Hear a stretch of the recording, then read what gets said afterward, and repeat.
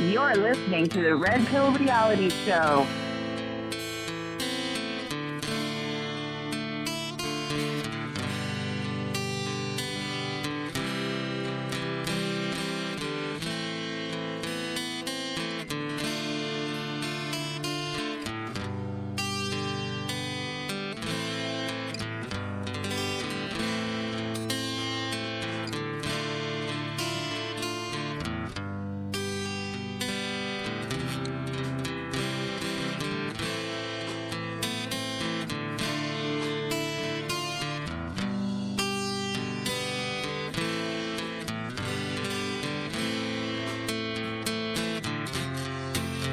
The Red Pill Reality Show.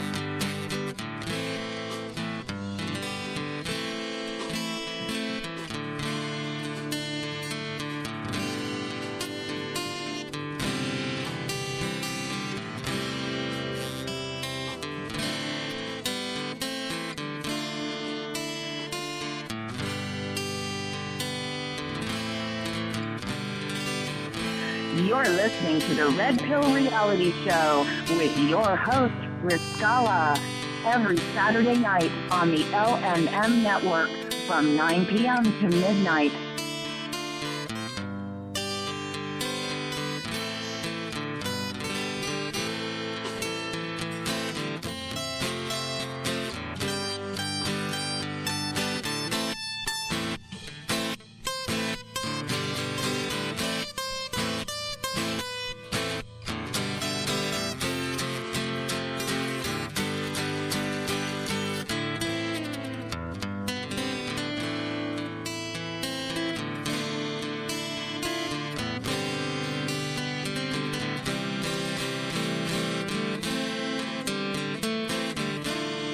And now your host, Riscalla.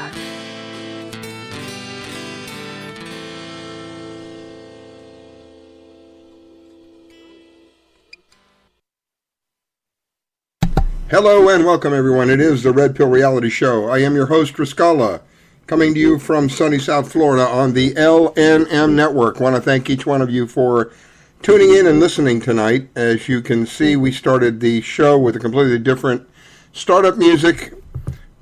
There's a story behind that. The story behind it is we're catching a lot of grief for using copyrighted music. So for those of you who have been complaining about copyrighted music, that music was written and played and recorded by yours truly. There is no copyright on it. It is a free license for anybody who wants to use it. I own it. And end of subject, so to speak. Found out that my shows are blocked. I can only laugh. My shows are blocked worldwide because I have used copyrighted music.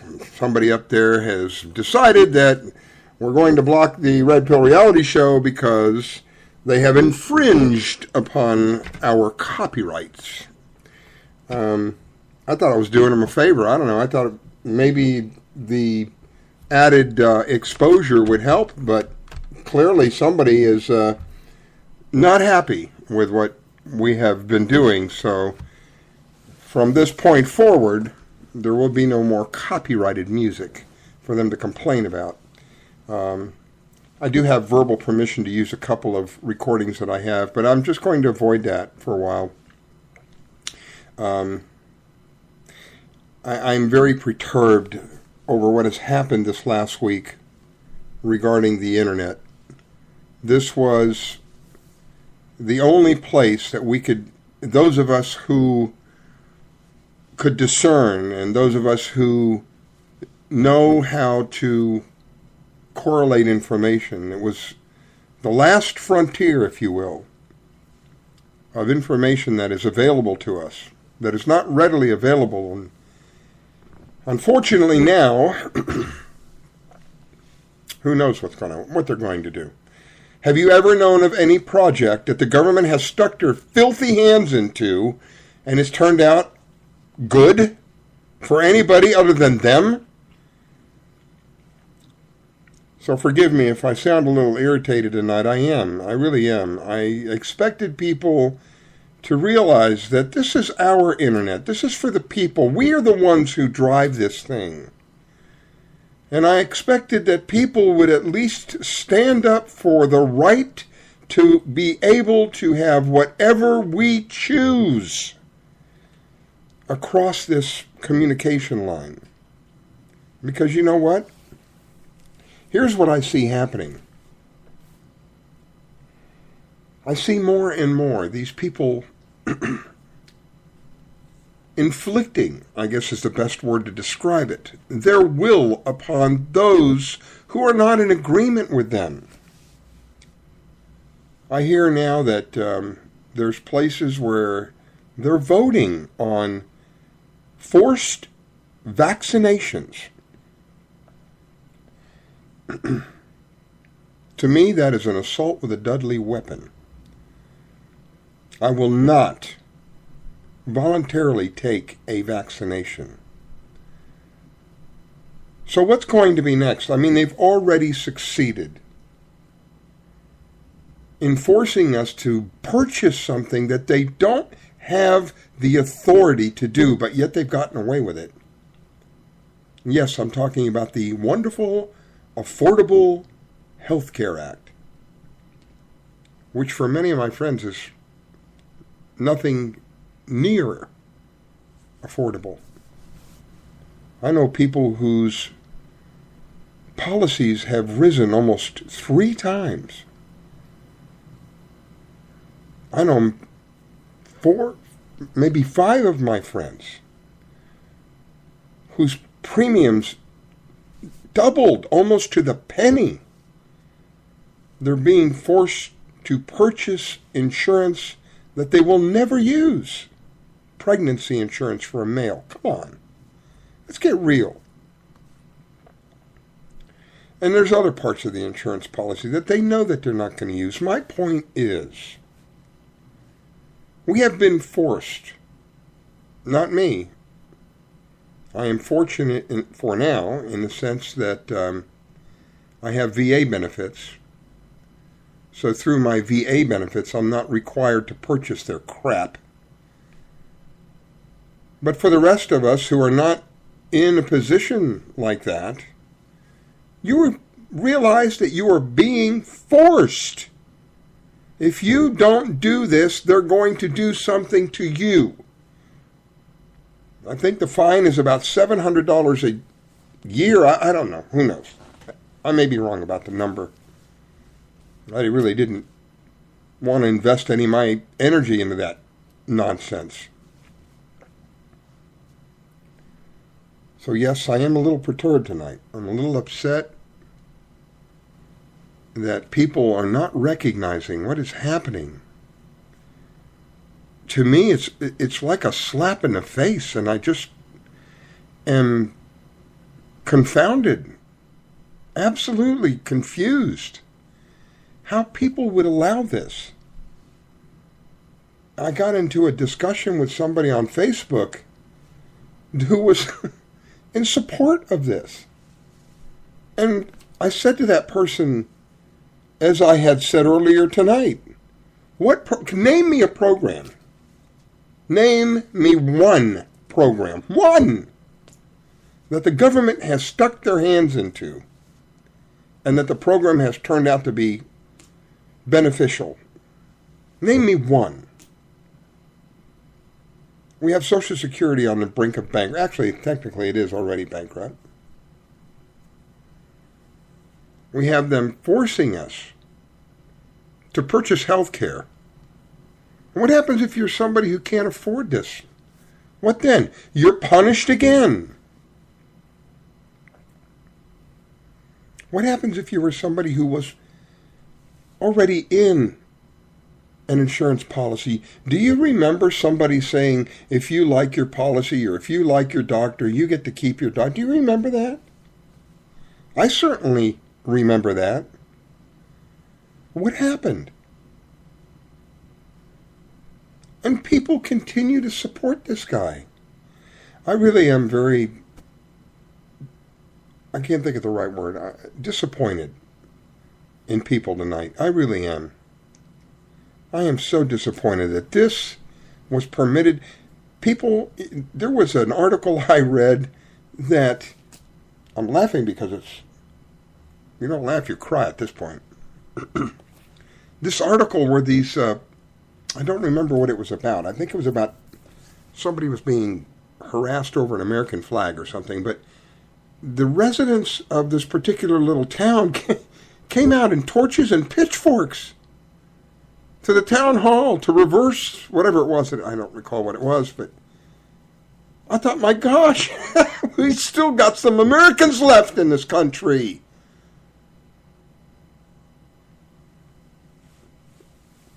We're filling it up with people from other countries who don't assimilate. They don't even know the American way.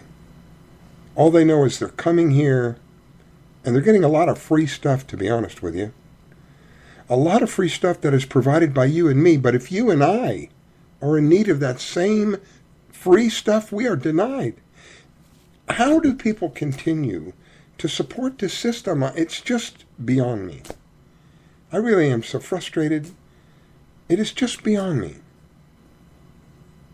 I pray to God that the scales would be lifted off of the people's eyes, that this hypnotic spell that they are under would be broken. And it seems as though I'm urinating in the wind, as some people say. Of course, they use a different term. But that's what it feels like. I truly thought, I'm ignorant, I guess. I'm naive, maybe. But I really believe that people would not allow this to go down. To reclassify the internet as a utility. Now, from what I understand, anybody who says anything that the administration doesn't agree with can be completely blocked. Whether it is a blog, whether it is a radio show like this here, and you guys know how I feel about this scumbag that's in power.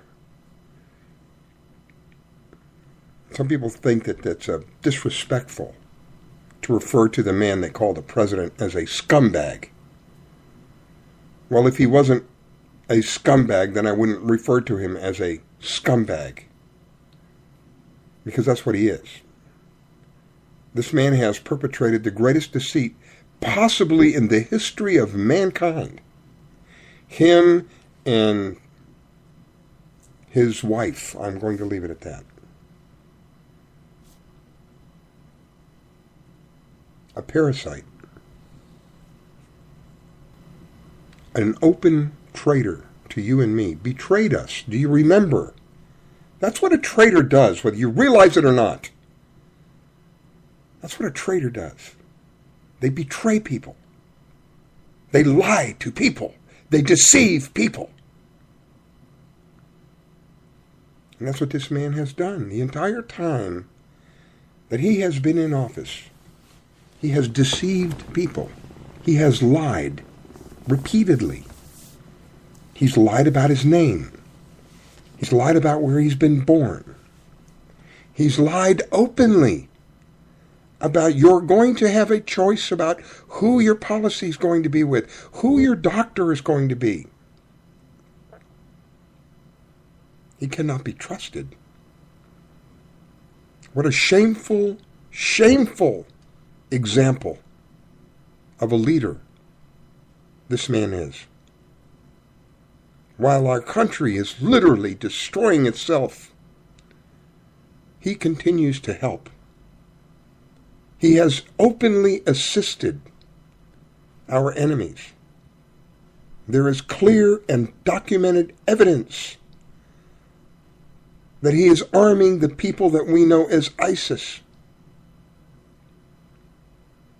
There is evidence that shows there is a meddling by the United States and the UK in Ukraine, where the latest hotspot is.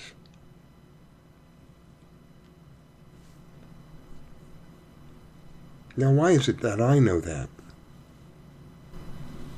And the average person has no clue. I understand we're fighting a system that has been in place for a very long time. And sometimes you get tired of swimming against the current, so to speak. It gets tiring as you put out your energy trying to explain to people. This is a very critical time for the human race. We as a people deserve to be treated much better than how we are being treated today. We as a people own the power that these small group of fat old men and a couple of crazy women are shoving down our throats. What is it going to take? Or maybe the question is, will we ever reach a point where these people will finally step over the line of understanding and we begin to hold them responsible for the criminal acts that they have perpetrated, not only on innocent people in other countries, but us as well? What is it going to take?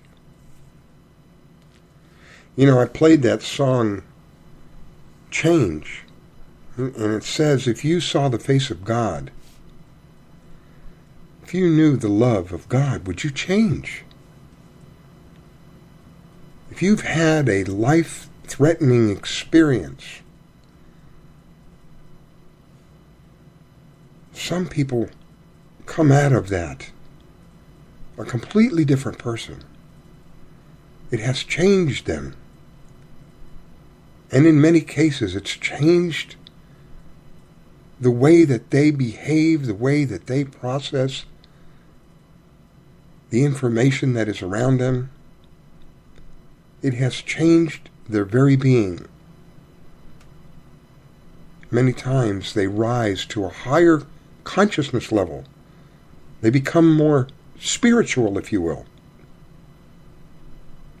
because they realize they have witnessed how precious life is, how quickly, in the blink of an eye, things can change. And they come out of the experience with appreciation, an appreciation for life, which leads to an appreciation for themselves, which makes a greater relationship for others and the world around them. What is it going to take for us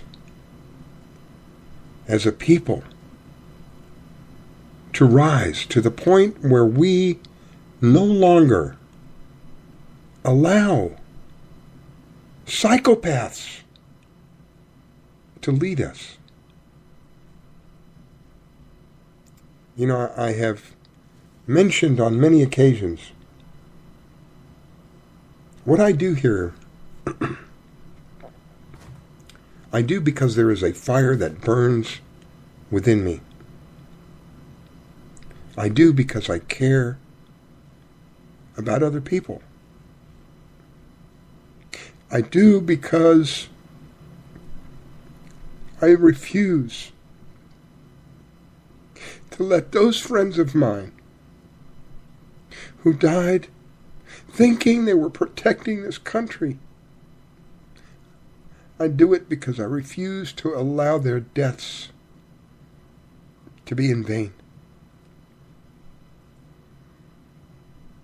I do it because we each deserve a right to live our lives in peace without fear. We have the right to choose our lives. My friends, that right is slowly being eaten away by a group of people who have benefited tremendously from our misery. I know that people out there realize things are not right. I know that there are people out there that can see with their eyes. This is not how our country is supposed to be. This is not what America is. How is it that so many people have fallen to be a victim of these lies that have been perpetrated? How is it that they don't even know that they don't know? There's many reasons.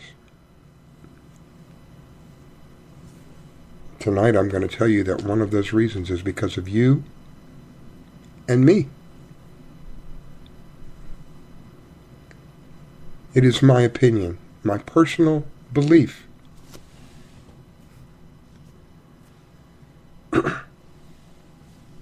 as a human being, we have a responsibility. We have a responsibility to this place that provides us life and nourishment. We have a responsibility to our children, to our loved ones. We also have a responsibility to society. That responsibility would be what I would refer to as the Paul Revere effect. The man who rode his horse, warning people that the British are coming. Why aren't there more Paul Reveres today with the ability that we have, however limited that has become now, with the ability that we have to research information and poke through the deceptive curtains of propaganda that have been laid out? How is it that there are so many of us who are not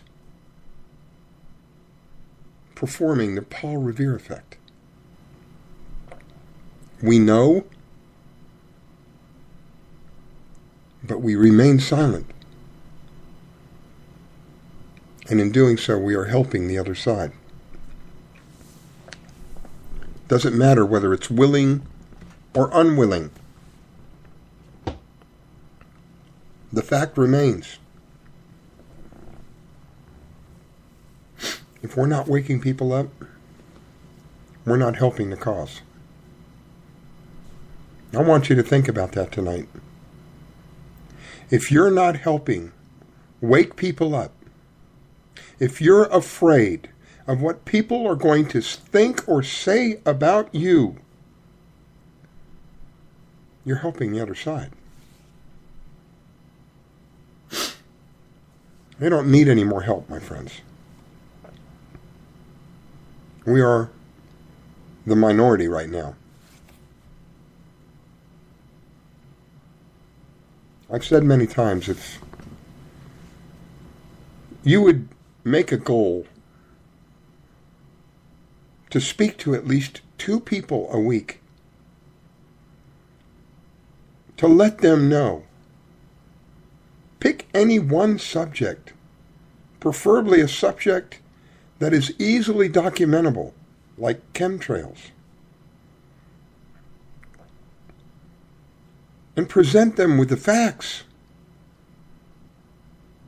Because in many cases, it only takes the single domino, And as that domino falls and hits the next domino, these people will begin to wake up.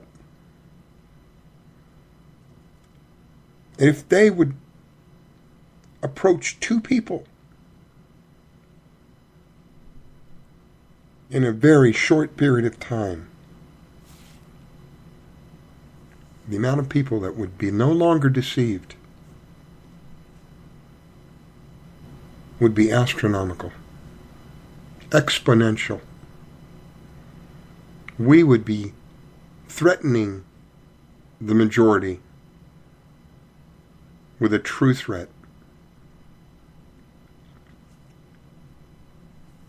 How are we going to do that? How are we going to tell people that have been under this system all of these years, you have been living in a lie? What you have been told is a deceitful story. People that you look up to are criminals. How do you tell people that? I had somebody, I almost threw up. I had somebody say to me the other day, well, don't you think Hillary would make a wonderful president? I had to bite my tongue. I had to pick my war. Do I think Hillary would make a wonderful president? If she was running for hell, yes. I think she'd make a wonderful president. Hillary Clinton, president of hell. Hey, I don't think I could find I'd be hard-pressed to find a better candidate. And possibly this person that they call the president could run as their vice. That's where these people belong. That's the truth of the matter. They don't care about you and me. They care about their pockets. They care about the corporations that fund them. And the corporations are run by a small group of people who believe it is their place to treat us as their herd, useless eaters, as we are referred to, depending upon how they look upon us. Goyams, not worthy of human interaction. So we are separated from them. And the sad thing is they have the system in place. They have the power in place. They're able to disseminate lies and deceits all in place while people are believing and thinking that they are being told what is really happening when in fact it is in many cases a complete fabrication. Now most of you who are listening to me know what I am saying is true. Now, how is it that you know that, but the vast majority of people still don't? What is holding them back? What is constantly producing that blinder on their mind and their eyes? I believe that it is my opinion. What's holding them back, whether they realize it or not, is the relationships that they have with themselves. It is constantly pulling them down and keeping them busy with thoughts that are anything but what is going on today. They're worried about keeping their families or their relationships, their girlfriends and their boyfriends. Some are worried about making enough money. Some hate their jobs. And it goes on and on. It is the system, my friends. the system that has been put in place by people who have no compassion, no empathy. They seek to serve themselves. And it is my opinion that the majority of us are not of that way. We seek to help others when we can. We seek to live off of others' happiness versus their misery. We would rather enjoy other people's company than pick up a gun and shoot them dead. But because of the system that is in place, we have a society that can be quite cruel. I watched an experiment of some brothers. They filmed one of their younger brothers in a t-shirt and torn jeans, ragged shoes, on an extremely cold sidewalk. People were walking by with heavy coats and those things that you put on your head, I can't think of what it's called, and ear warmers and gloves. Looking at this poor young child, probably 10 or 11 years old, pretending to be homeless with a sign, "Please help." And people are walking right by. People are seeing this human being suffering. He is shaking. He's not acting at this point. All he's got on is a t-shirt, and some torn jeans, and I think some flip-flops. At one point, he was carrying a trash bag with him. He crawled into the bag to try to warm himself up. Do you know who finally came to his rescue? Do you know who offered him the jacket off of his back? This young boy was white. The man who came to help him was black. A man of color, I should say. He really isn't black. Took his jacket off and offered it to this young boy. Didn't realize that this was an experiment being perpetrated, and he happened to be part of it now. As the young boy's brothers watched this man comfort their brother, offer him his jacket, hug him, they walked over and told him what was happening, and they handed him some money. I don't know what the amount of money was. The sad part is there was probably 30 people who walked by watching this young boy literally freeze and not even say a word.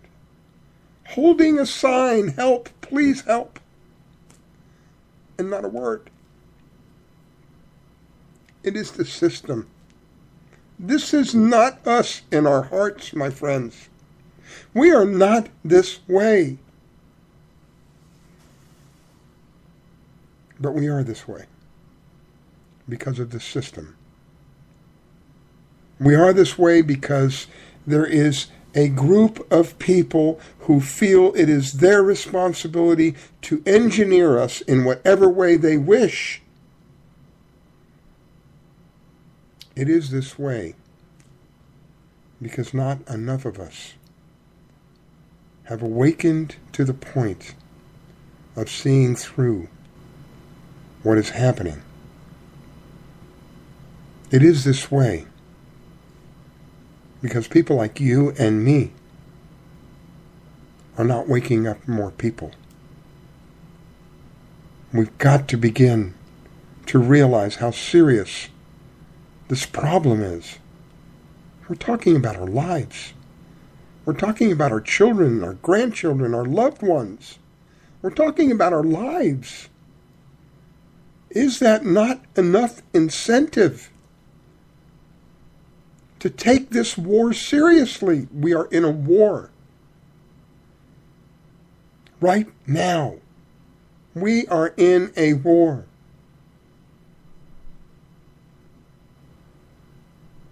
If we're in a war, then why aren't we responding accordingly? Why aren't we defending ourselves? Why are we allowing what is happening to happen? I believe that not enough of us are taking this war seriously. Maybe we have an image in our mind that says, well, it can't be a war, Riscalla, because there aren't tanks driving down my street. There aren't men walking around that are dressed like soldiers with aggressive weapons in their hands. Not yet. We haven't reached that point yet. I can promise you, with all surety, with all certainty, we will reach that point if we don't stop this. We are no longer going to be able to get information in the manner that we were able to get it a week ago. Because of these people, because of their ways, because of their ability to impose their will upon us. Finally, because you and I are allowing it. We are allowing it by not taking what is happening into consideration, that what is happening is a war. And that in war, we must defend ourselves. And in defending ourselves, we awaken other people.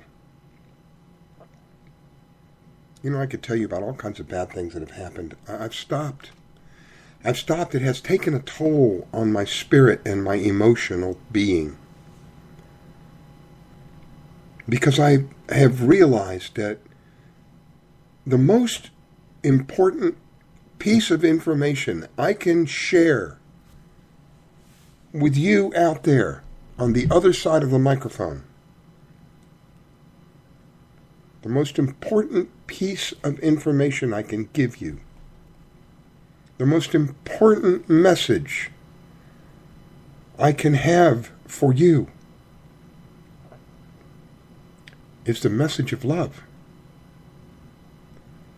Is the message that God has put an undying love in each one of us. And for many reasons, we have turned our back on that love. We have turned our back on ourselves. And in doing so, it has kept us as a prisoner, as a slave, to a wide variety of demons, if you will. I have a special place, part of me holds a special place for people who are truly addicted, because I've experienced that. I was addicted to cigarettes. Now, some people think that's stupid. Well, the people who think it's stupid really have never been addicted. But yes, you can be addicted to cigarettes. I was smoking 3 packs of cigarettes a day, knowing that I'm killing myself, crying out to God, please God, help me, please help me. For years, 3 or 4 years, I was crying out, I don't want to die this way. I know what I am doing is literally tearing my body apart, and I can't stop. I feel as though I have no control over this. I would stop smoking for a week.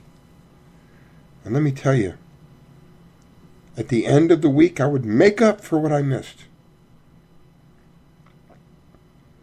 I would wake up in the morning and the very first thing, without water, without toothbrush, without anything other than a cigarette. I dare not leave anywhere without checking my top pocket in my pants to make sure that I had cigarettes and something that I could use to light them.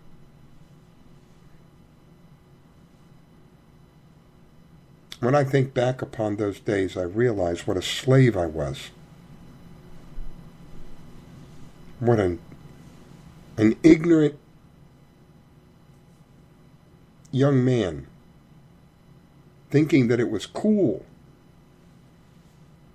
to light these things up. My body was telling me from the first cigarette I smoked, I got sick. I was sick, spitting up, almost puking. Probably if I had food in my stomach, I would have puked. My body was telling me, what are you doing? I just kept on going. It was the cool thing to do. And over the span of about 15 years of smoking cigarettes, I reached the point of smoking 3 packs of cigarettes a day. And when I started smoking, it was cool to smoke the heavy-duty cigarettes, the Marlboros, Winston. We didn't smoke these wimpy Merit cigarettes or low tar. Nah, we had to have the heavy-duty crap. The stronger it was, the better. 15 years of my life, I laid addicted to those things. Towards the end of that addiction, as I had been crying out to God, please God, I feel as though I'm absolutely helpless. I'm helpless. I'm committing suicide at a very slow rate. I'm slowly killing myself. I knew what cigarettes were doing to me. I had seen, there was a time going to school, they actually showed movies and had demonstrations about what cigarettes did to your lungs. So I knew exactly what was going on. The fear tactic didn't work. The urge, the wanting, the physical feeling of having that cigarette was so far greater than the fear that they were trying to instill in us that we wouldn't smoke. So I have a special place for people who may be addicted. In a way, kind of a sick, twisted way, those who are asleep are addicted. They're caught up into this matrix that we call society. And someone like you or I comes along and begins to shake their world, if you will, to tell them that they're living in a lie, to tell them that they have been deceived from the highest levels. Shakes their world and really, in many cases, angers somebody. And they shut down. They don't want to hear your conspiracy theories. They don't want to hear all of the pessimistic, derogatory information that you have. So how are we going to win these people over, my friends? How are we going to show them what lies behind the curtain without losing their interest, without losing their friendship, without losing the relationship? And that's the key word.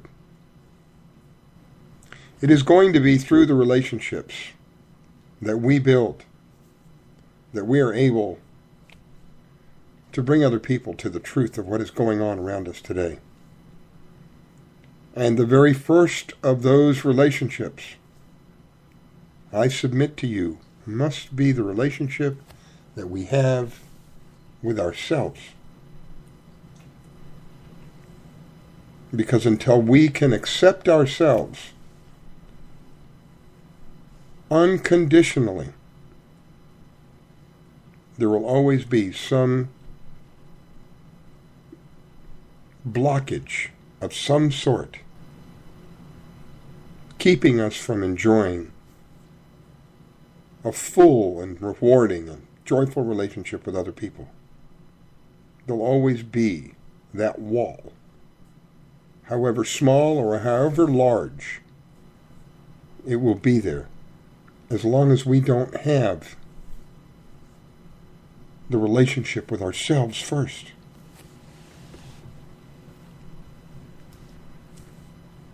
So as we go through this thing called life, we find ourselves in a vicious cycle sometimes. How can this happen to me? Why is this happening to me? And we realize that this has happened to us over and over and over in our lives.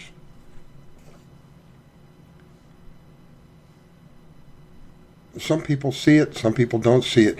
Ironically, many times people around the person, a sibling or a partner or a wife or a husband or a mom or a dad, can all recognize it.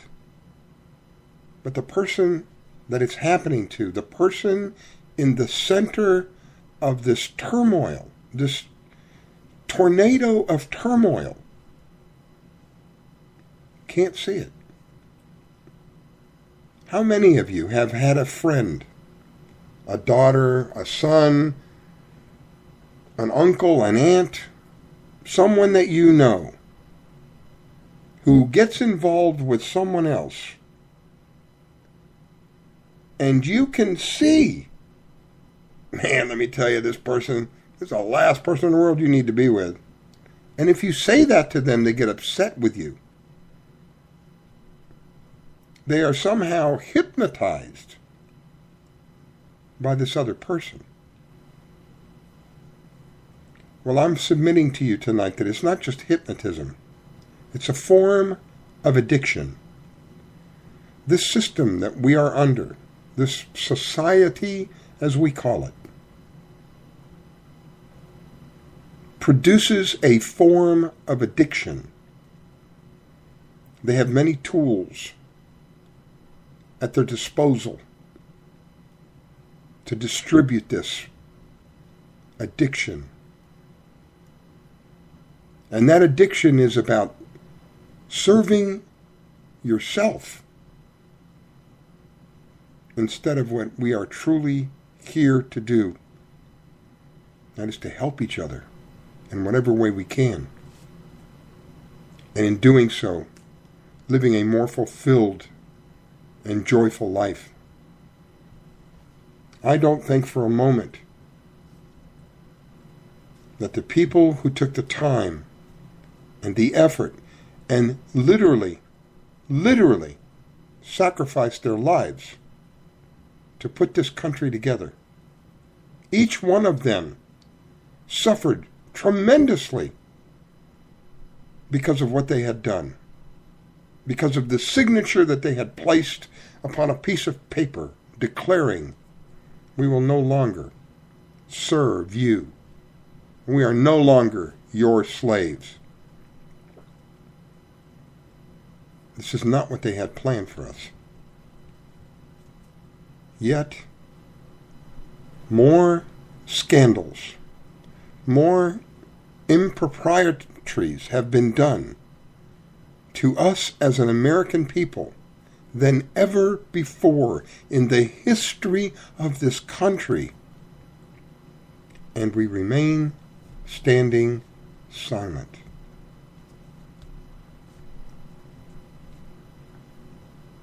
It's only, look at it logically. I mean, I hate to be redundant, but look at this logically. It's only going to get worse. You know, if you've ever played in the sand near the shoreline, and you went through the trouble of building a little castle or something, if you didn't build a wall, some kind of something to block those waves from coming in, eventually it's going to eat your castle up. You're doing something to help preserve that piece of work that you did. If we don't wake up other people, my friends, we are not preserving our way of life any longer. We are allowing, and the key word is allowing, we are allowing people who have no respect for us to literally trample all over us. The time has come for the people's world order. I believe the NWO is ripping itself apart right now. And it's time for the PWO to rise. I am part of the people's world order. Are you? The odds are 8 times more greater that you are killed by a law enforcement officer than a terrorist. Does that make you feel safer? Every mammal on this planet instinctively develops a natural equilibrium with the surrounding environment, but you humans do not. You move to an area and you multiply until every natural resource is consumed. There is another organism on this planet that follows the same pattern. Do you know what it is? A virus. I'm Ryan Gable, host of The Secret Teachings and author of The Grand Illusion Slaves to Perception, and you are listening to the Red Pill Reality Show hosted by Riscalla Steffens on the L&M Radio Network.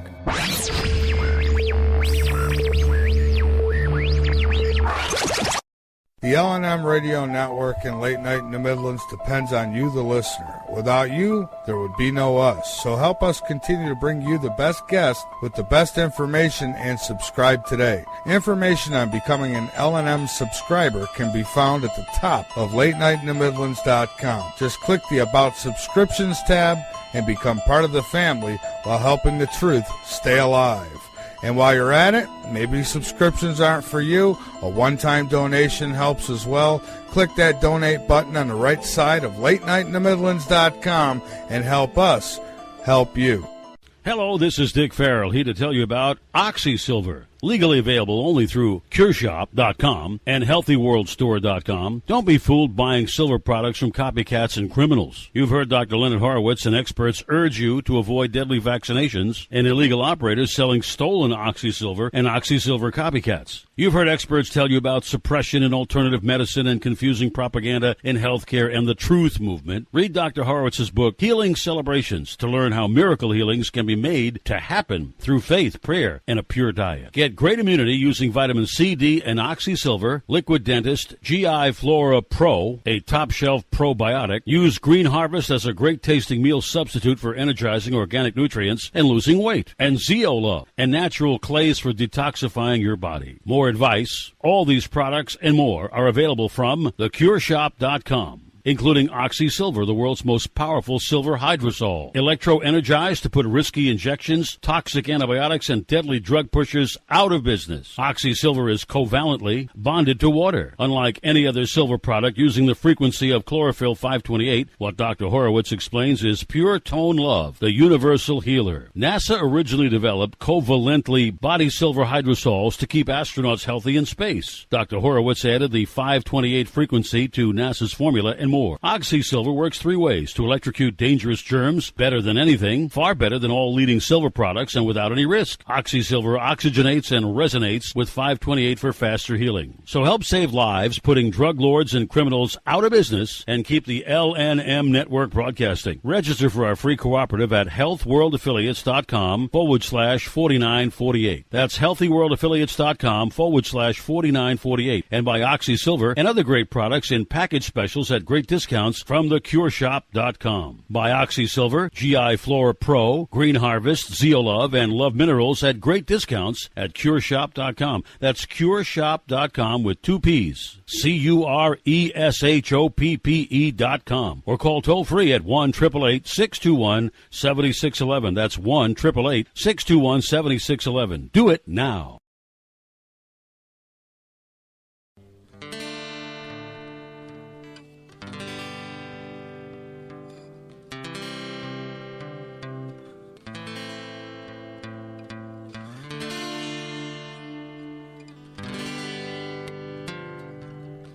You're listening to the Red Pill Reality Show.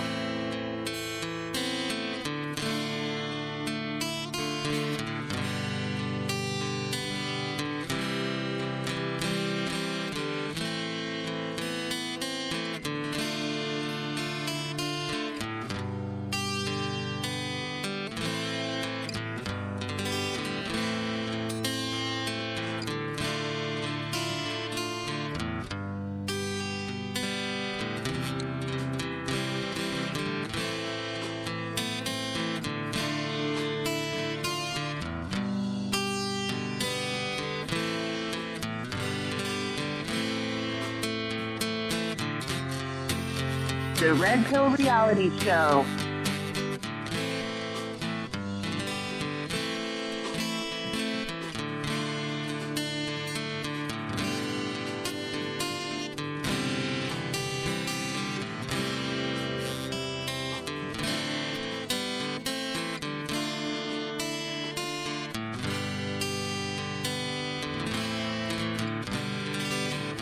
You're listening to the Red Pill Reality Show with your host, Riscalla, every Saturday night on the LNM Network from 9 p.m. to midnight.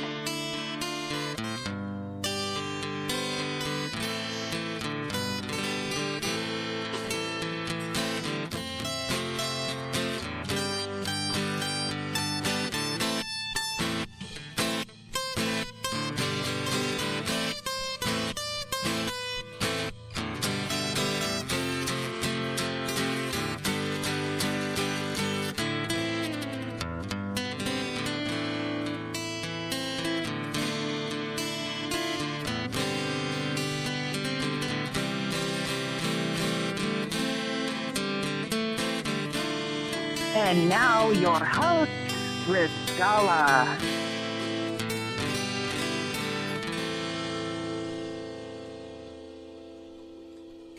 I want to thank you for taking the time to listen to the opinions that I have, the facts that I try to share with you. I also want to express to you how important it is right now, more than ever before, that stations like the LNM network remain in a position that they're able to give you information that is not pertinent to their paycheck, so to speak. What I'm saying is that because this network doesn't have commercial sponsors like a big soda company or a big beer company or somebody like that, or a cigarette company, because of that, we rely on you, the listener. We rely on you, the subscribers. And it is through the subscriptions and through the donations that this network continues to air and continues to be able to bring you information that is not readily available in other places. So please consider, if you're not subscribing, please consider subscribing. If you are subscribing, please share the information with others. We really want to get some new equipment because we're working with antiquated equipment. Now, when I say we, I really mean Michael. Michael Vera, who is the inventor, if you will, of the L&M network. Michael Vera, who is the one who does all of the work that would bring us to this point today. Michael Vera is the one who is committed to seeing that you, the listeners, hear the truth. You know, he tells you, he covers everything. The commitment level of this man. He's having a heart attack and tells his wife, I'm not going anywhere until I'm sure the show is going to run. I don't know many places that you can go nowadays that have a level of commitment such as that. So share the information with your friends. Let them know that we are a listener-supported station, and it is through you, the people, that give us the power to continue doing what we're doing. Michael has 2 computers. Both of them are antiquated, to be honest with you. And it creates a real challenge when you try to produce a show and the equipment that you have is no longer supported. It's becoming so old that it's just no longer supported.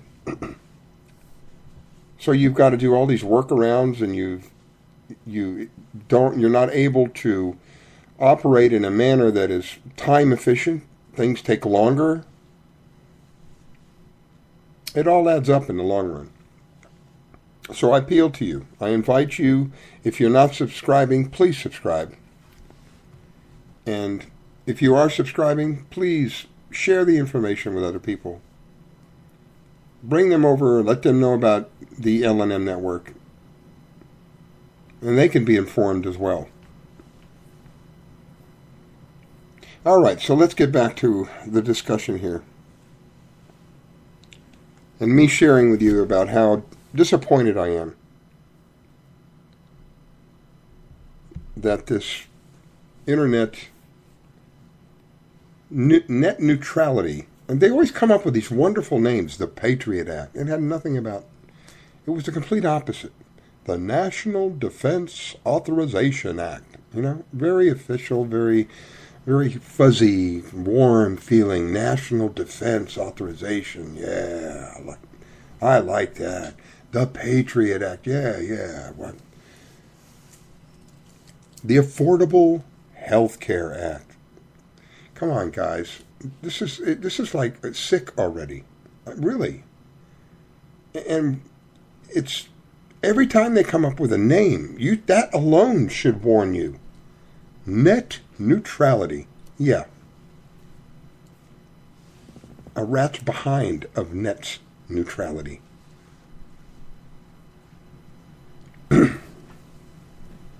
So yes, I am disappointed.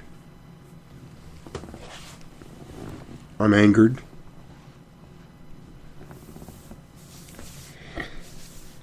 I'm frustrated.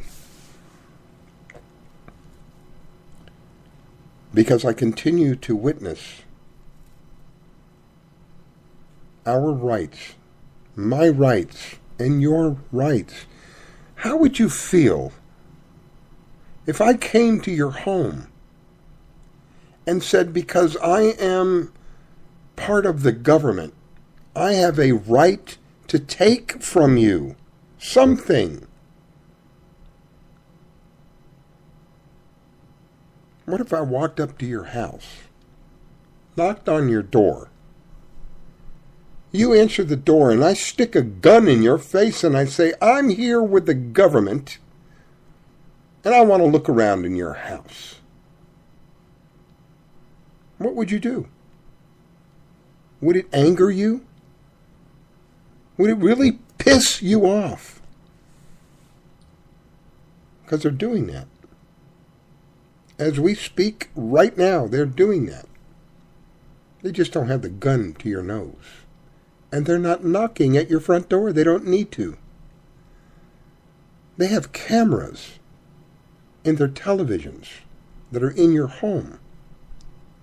They have cameras in the smartphones that you're carrying around that they have hacked into, that they can turn on and listen and watch at any given time.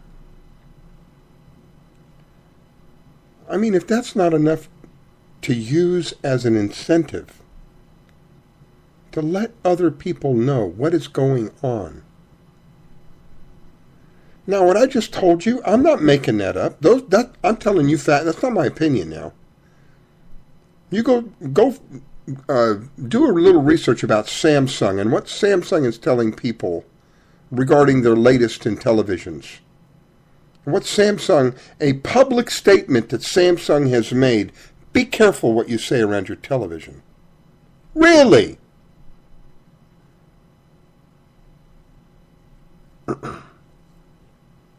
Do a little research about smartphones and how they're able to be hacked using the Barracuda method, where they will insert a piece of firmware into your phone that allows them to turn your phone on whenever they want. Whether you think it's on or off doesn't make any difference until you pull the battery. Have you noticed how phones are more difficult to get to the batteries? There's a reason for that. You know, I wondered a while back when we went from analog to digital on cable. I kept saying to myself, oh yeah, it's going to create all these wonderful channels and blah, blah, blah, blah, blah. Sure, there's always some benefit that they throw at you so that they can do something else behind the scenes. And that is exactly what it was. The something else behind the scenes is the ability to spy on you in your home. They're going to have a camera watching you.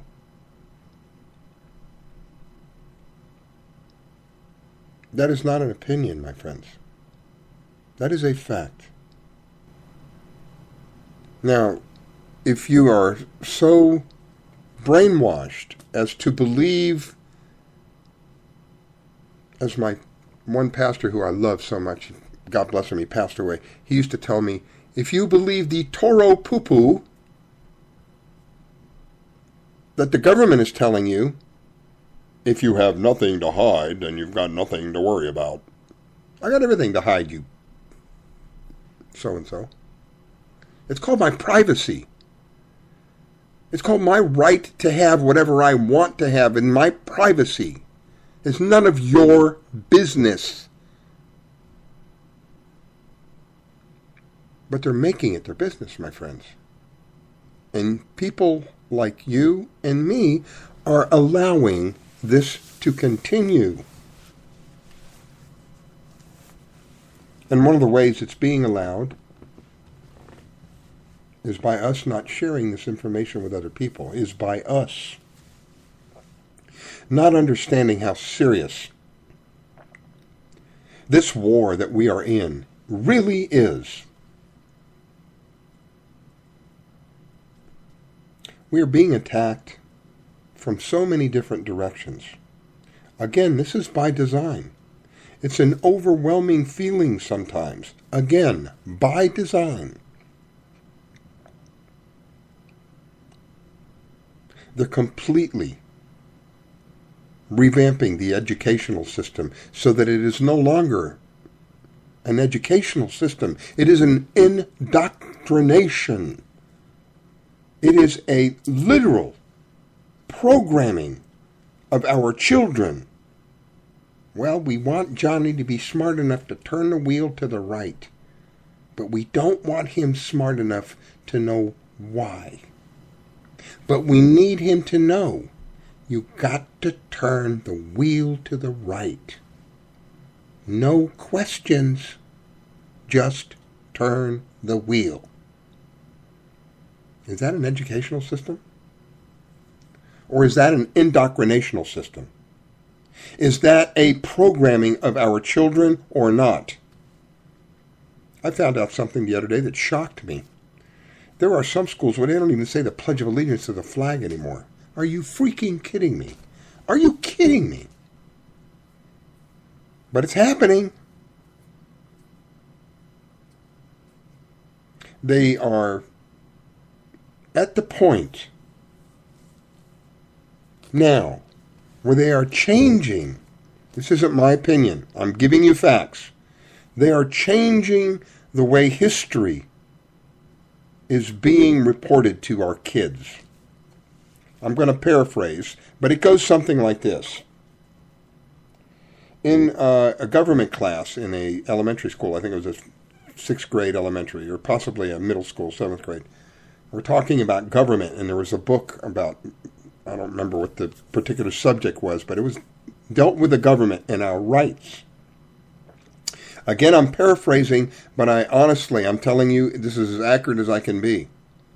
In this book, it says that the Second Amendment allows American citizens to carry weapons if the government says they can, if they get a license, if they are goody two-shoes, and they don't ask questions. Now I'm adding to it, but that's what it really means. They're telling kids a lie. And their kids are growing up believing a lie, just as many of us have believed lies. We need, as a people, to be told the truth. We need, as a people, to live a more fulfilled and joyous life. Think about this for a minute. The divorce rate in this country is reported at about 52% now. Some cases it's 55%. I think the more accurate number is around 52. I'll go with the lower of the two, to be safe. To see to it that the information I'm sharing with you is as accurate as it can be. I ask you, why is it that divorce rates are so great in this country? What has happened to us as a society that has caused this? I don't see people getting married like they used to anymore. I see people just living together. I see a lack of a commitment in relationships. Generally speaking, I'm not telling you that nobody's not getting married and that nobody has a commitment. Please don't understand what I'm saying. I'm saying to you, generally speaking, this is what I am observing as what is going on, particularly around my personal world. I am a father of 7 children, and I interact with 6 of those 7 children almost on a daily basis. And through the interactions of them and their friends, I am seeing what I am telling you. I think that what I am seeing is a relatively accurate perspective. Maybe on a smaller scale, but relatively speaking, accurate. Why is all of that? When I was growing up, I had parents that, God bless them, I thought my parents was, no big deal, blah, blah, blah, growing up. I think it was my 23rd birthday. I became an instant genius on my 23rd birthday. Went, oh my God, look at what my parents have done for me. It hit me like a ton of bricks, man. I was in the Air Force at the time, and I had a lot of time on my hands, and when you got time on your hands, and you're really bored, and you got nothing to do, you start thinking. I was thinking. I came to find out that my parents sacrificed so much for my family. Every night, and I am not exaggerating, every night of the weeknight, Monday through Friday, We would sit as a family. There was only 4 of us. My mom, my dad, my brother, and I. Every night, Monday through Friday, we would sit and have dinner. Home-cooked dinner. I'm not talking about driving down to KFC or Pizza Hut or, some place like that and picking up food and coming back. I'm talking about food that was purchased at the store, cooked at home, served every night. And what that did is caused a tremendous bond in our family. We were very close. To this day, my best friend is my brother. How often does that happen now? Think about that for a minute. Think about, why do we have all these divorces going on? Is life that much harder now, relationally, than it was then? Yes, life is harder in other areas of our lives, but is it so much harder to have a relationship now than it was 50 years ago, 40 years ago?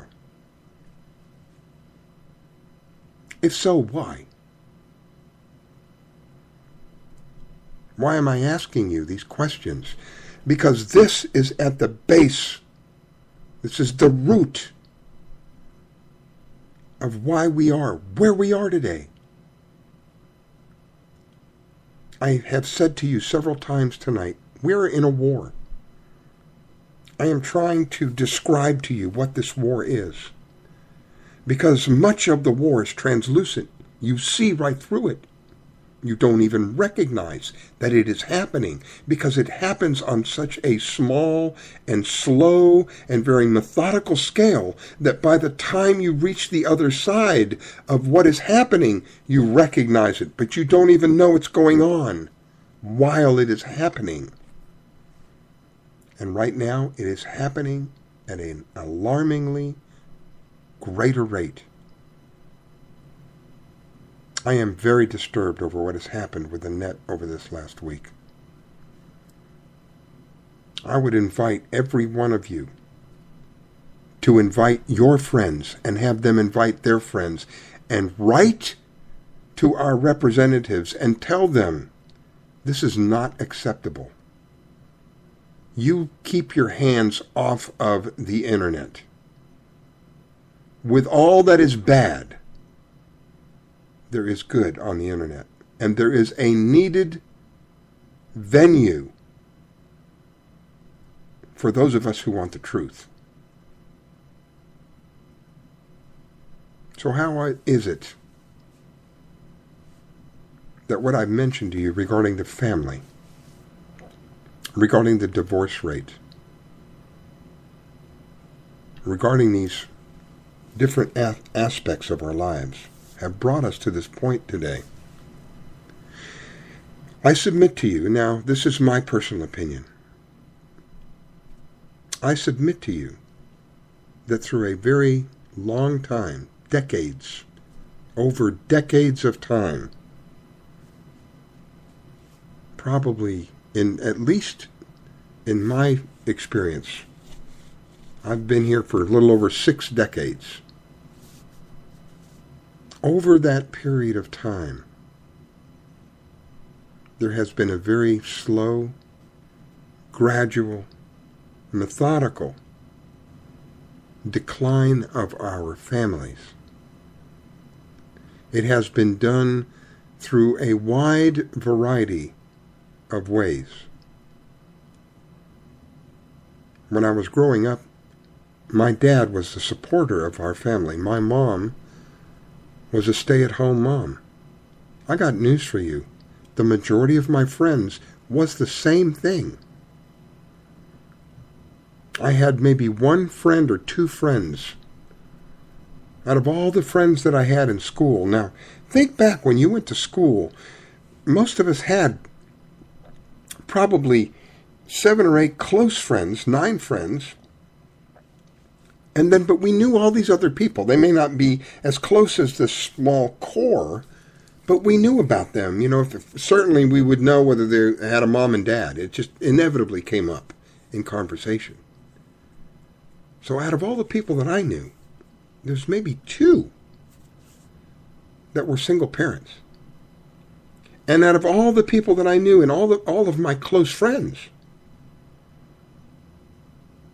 I think I only had one friend whose family did not sit down and have dinner Monday through Friday as a family. When that began to break up, when they were able to convince that women have equal rights, women should be in the workforce. I don't have any problem with women in the workforce. That's not what I'm saying to you. I'm saying to you that when it is presented in a manner that causes strife within the family, because there is not a mother at home taking care of the most important place of your life, your home, because it's not attended to in a manner that it would be had that person been there all the time, it begins to decline. And in that decline, it begins to affect the bond of the family. We no longer have dinners 5 nights a week, maybe 1 time a week, maybe 2 times a week, maybe no times a week. And as that continues, that bond begins to stretch, if you will. For some people, it breaks.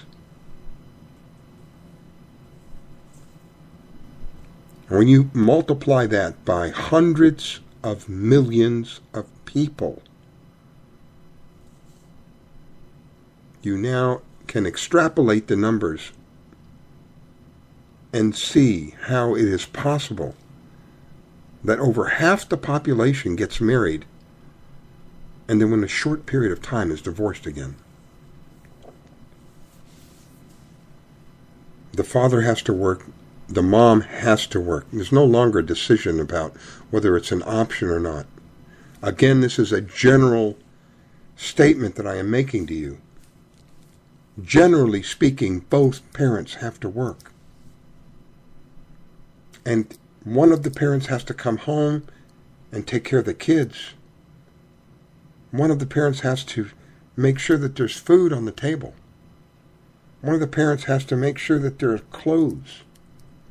One of the parents has to make sure that their utility bills are paid, the water and the telephone. One of the parents is under pressure all the time. And what happens is that pressure tears apart the relationships, tears apart the bonds, doesn't allow for nurturing. You know, in many cases, it's both of the partners that are under stress. We live in a system that is designed to enslave us. Very well crafted, very well done. I will give them credit. Very well done. It took me 50 years almost to figure it out. I didn't realize. I'm about 49 years old, 48, 49 years old. I didn't realize what a fool I had been played for. I wrote a check to this country, and the check stated that I would defend to the last drop of my blood my friends wrote that check, and this country cashed it. Mine wasn't cashed. I was fortunate. But out of respect to all of those before me, all of those who are currently serving, believing, I don't know how many that is, believing that they're protecting our country, that they're protecting our rights, out of respect for all of them. I refuse to remain silent. I refuse to go quietly. I'll be damned if I'm going to lay down. What are you going to do? Where is your stance? Are you living in fear? Are you afraid of this government who can make you disappear? You know, I read an article a couple of days ago about they found some place in Chicago where they make people, quote, disappear. Where they're tortured and God knows what they do to them. Another tool that they can use to instill more fear into your life. Be afraid. We have terrorists in our country. Be afraid. There's a place in New York called Islamabad. Be afraid. Muslims, terrorists. Be afraid. Beheadings, Christians, killings. Be afraid. You get the picture? That's all they're pushing now, is fear. They want you to be afraid. Is that how you want to live your life? You want to live your life in fear? Don't sit there and tell me I'm not afraid, Riscalla. That's a bunch of crap. You're afraid. Because that's what they pushed down our throats for so many years. Fear. And the evidence of you being afraid is there's not enough people waking up. Because if you weren't afraid, you'd be telling everybody you know. We're in a war, my friend. And if you don't start defending yourself, we are all up the creek without a paddle. Live in fear. I refuse. I absolutely refuse. I will not. I understand how important it is to have a relationship with myself. And that through that relationship, I value other people's lives. The last several shows I've expressed to you this revelation that I've had, this understanding that I have come to unlike anything before in my life. The understanding that the most critical relationship that we can have, the number one, is a relationship that we have with ourselves. All of this, all of everything that I have said to you tonight revolves around this one core subject. Because when you have a relationship with yourself, and I'm not talking about being conceited or vain, I'm talking about being able to look at yourself and think about yourself in a manner that is worthy and respectful of who you are. I can't understand how other people can do it for other people, but they can't do it for themselves. I watch other people love, as best as they can, other people, but they don't love themselves. Inevitably, the relationships fall apart. Why? Because you're not loving yourself first. I have expressed to you on the other side of this microphone how powerful you are. You're a miracle. We are living miracles.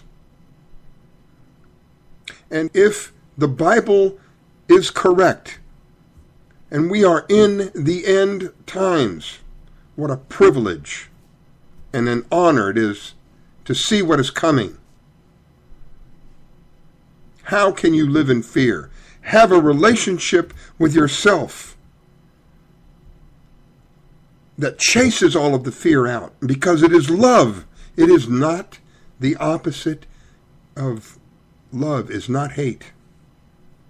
The opposite of love is fear. And when you're in fear, you're not going to have any love in you. It's one or the other.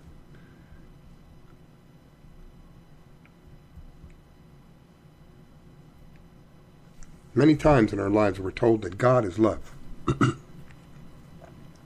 If that is accurate, if that is true, that God is love, and we are living in fear, I am asking you, where is God in your life? Does it make sense? If what I am telling you is correct, that the opposite of love is fear, and you are living in fear of whatever it is, whether it's fear of the government, whether it's fear of yourself, whether it's fear of whatever, if you're living in fear, constant fear, well, that fear that you have of whatever it is, there is no God in your life in that component of your life. You're not going to be able to overcome that until you put the love into your heart. That's the only thing that can chase out fear.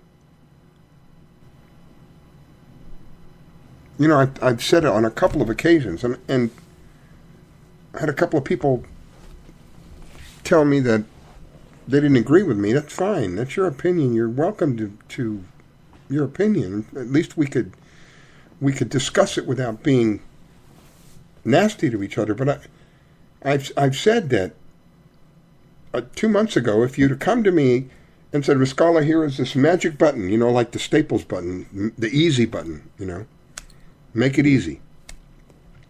You press this button, Riscalla, and all the evil on this planet, all of them will be killed immediately. 2 months ago, I'd have done that in a blink of an eye. Now, I won't do that. I will defend myself. I will defend myself. If it means killing them, I will defend myself. If they come after me and they attack me, I will defend myself. But I will not become as they are in an aggressive manner and go take their life. Because then I am no better than they.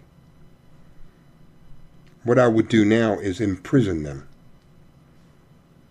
And I would make sure that they would live as long as possible.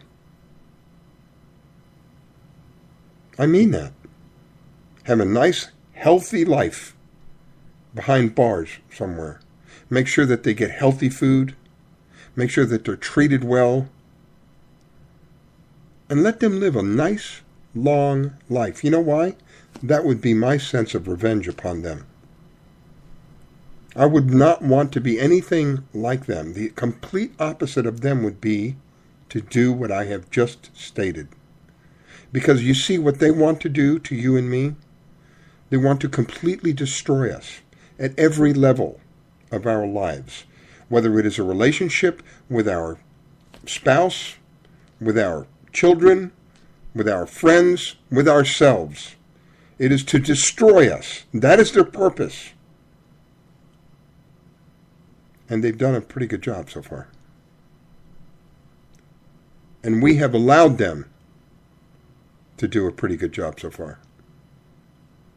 So when is it that we, you and me, decide that no more?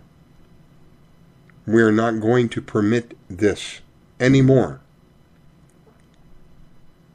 Do you think it's a fantasy when I say to you that it is you and I and your friends and my friends and their friends and their friends' friends? It is us who have the power. Do you think that's a fantasy? Do you think I'm making that up? Because if you do, then we are lost. Because that is the truth. The people are the rightful owners of the power. And it's time that the people take the power back. The small group that has taken it upon themselves to serve themselves and those who support them, rather than to serve those who they've taken an oath to serve, need to go. They need to be dismissed. They need to be imprisoned if they have committed criminal acts. And if they haven't, they need to be dismissed. See you bye. All of them. Every freaking last one of them. Because in one way or another, you cannot be up there and not know that there is some really deep doo-doo that is going on.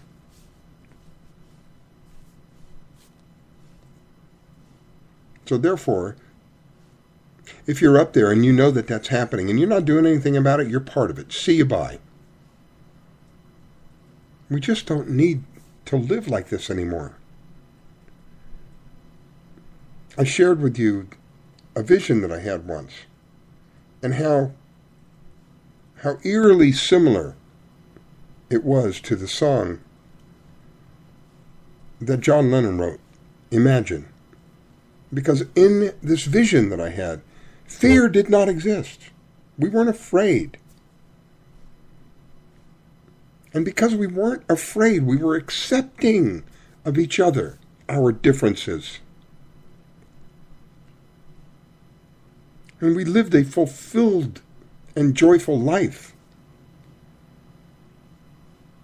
And I thought for many years that's just crazy. That was a dream. But I realized that it was more than a dream because it was in color. When I get them in color, that just means so much more. And then I witnessed a microscopic level of that. I was involved with about 100 people who really didn't know each other, and the majority of them were strangers to each other. Go through a 4-day course, and by the third day,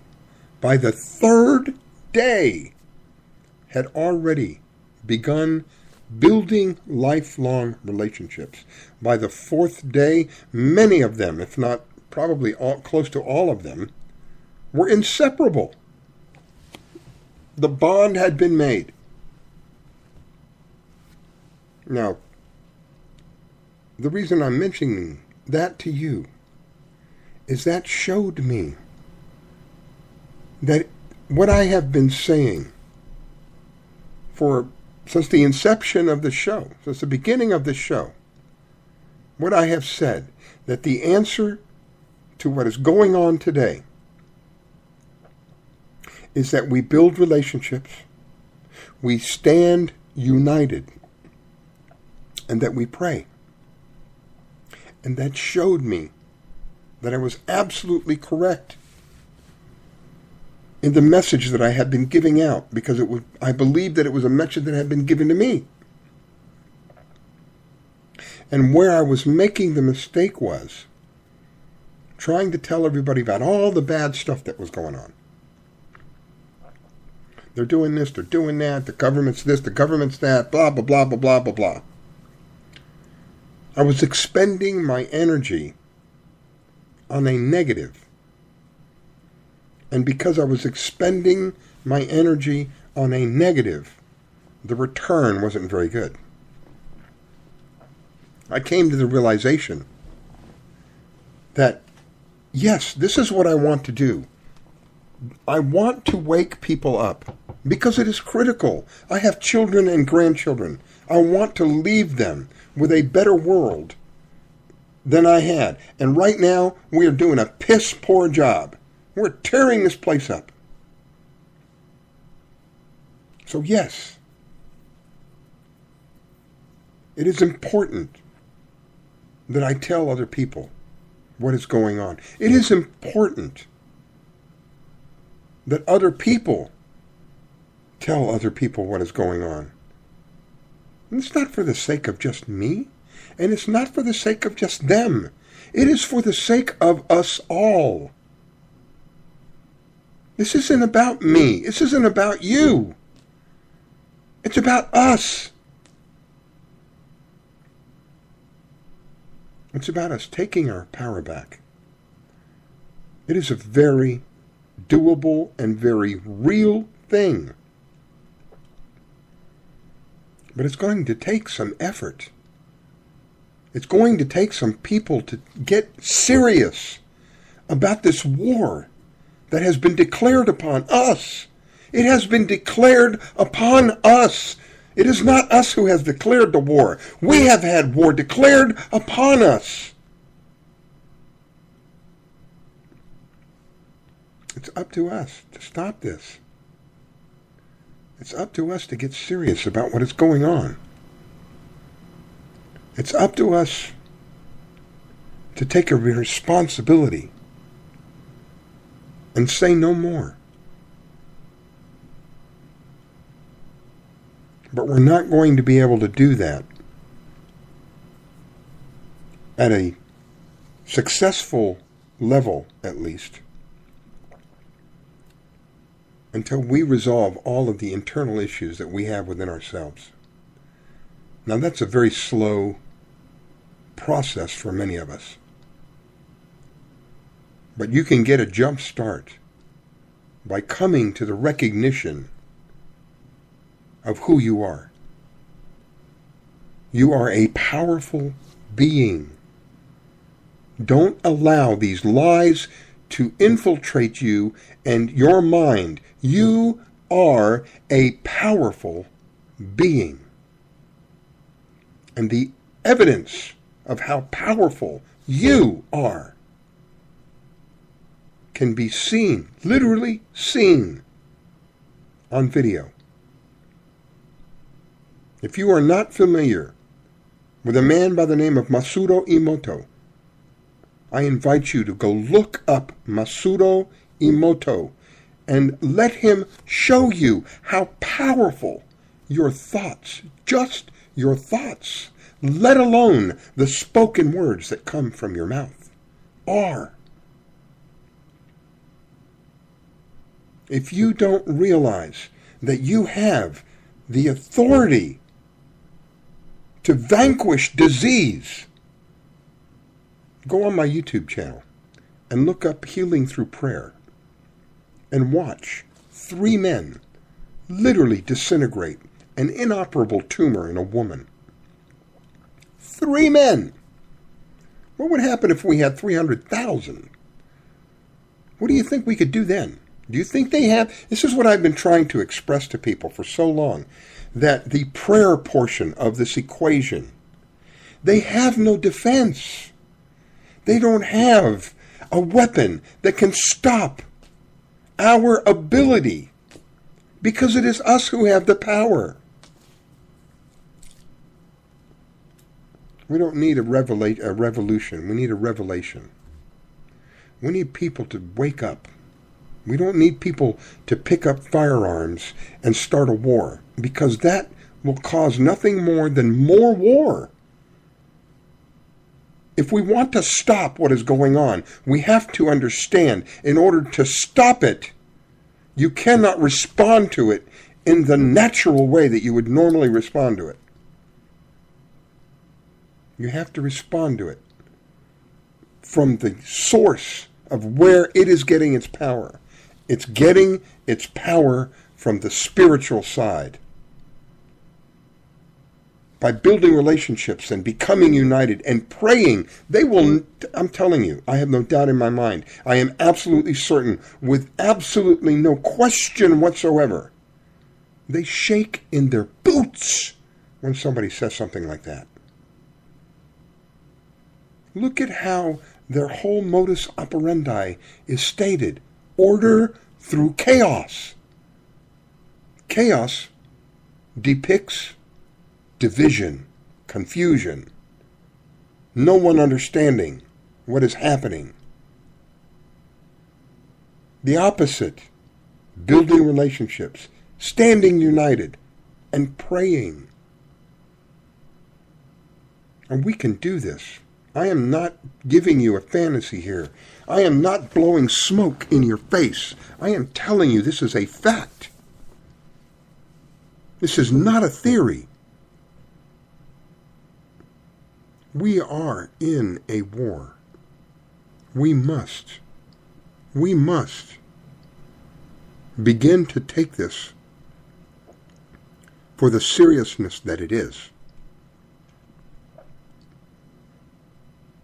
When we have reports of more people dying at the hands of law enforcement than soldiers dying in the war, don't you think that what I said to you regarding a war is accurate? Take a look at our police departments and look at the type of equipment that they are being afforded now. Is that peacekeeping equipment? I have news for you. It's the very same. It is identical. It is the same identical equipment that came from our military. And what does our military do? Does our military keep peace, or does our military make war? I think what is worse than the physical supplementation of equipment to the police departments, I think what's even worse than that is the mental brainwashing that they're putting these people through. That it's okay to do what they're doing.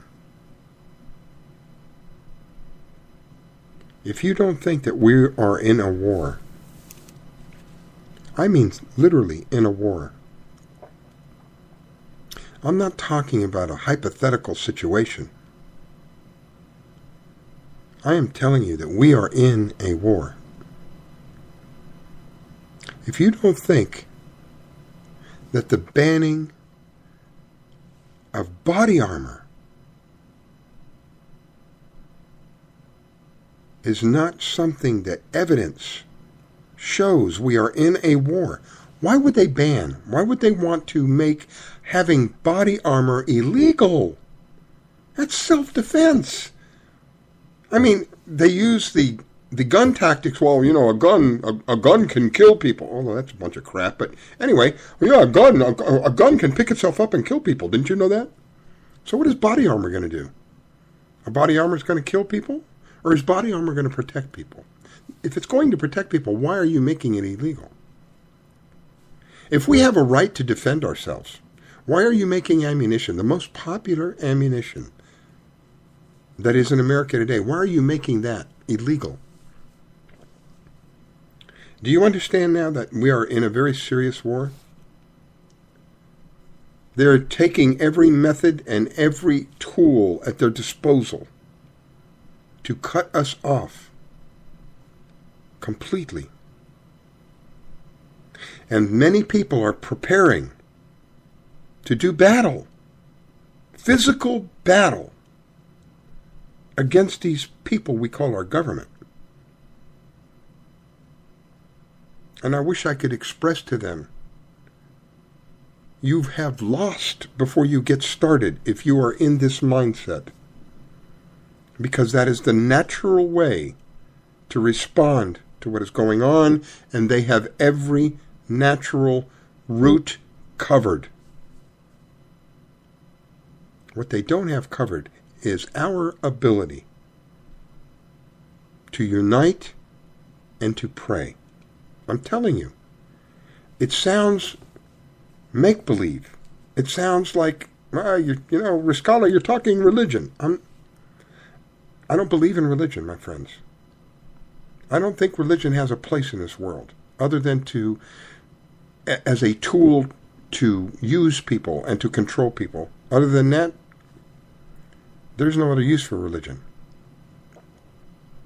My whole basis of everything from the inception of the show has been relationships. It is about relationships. It is not about religion.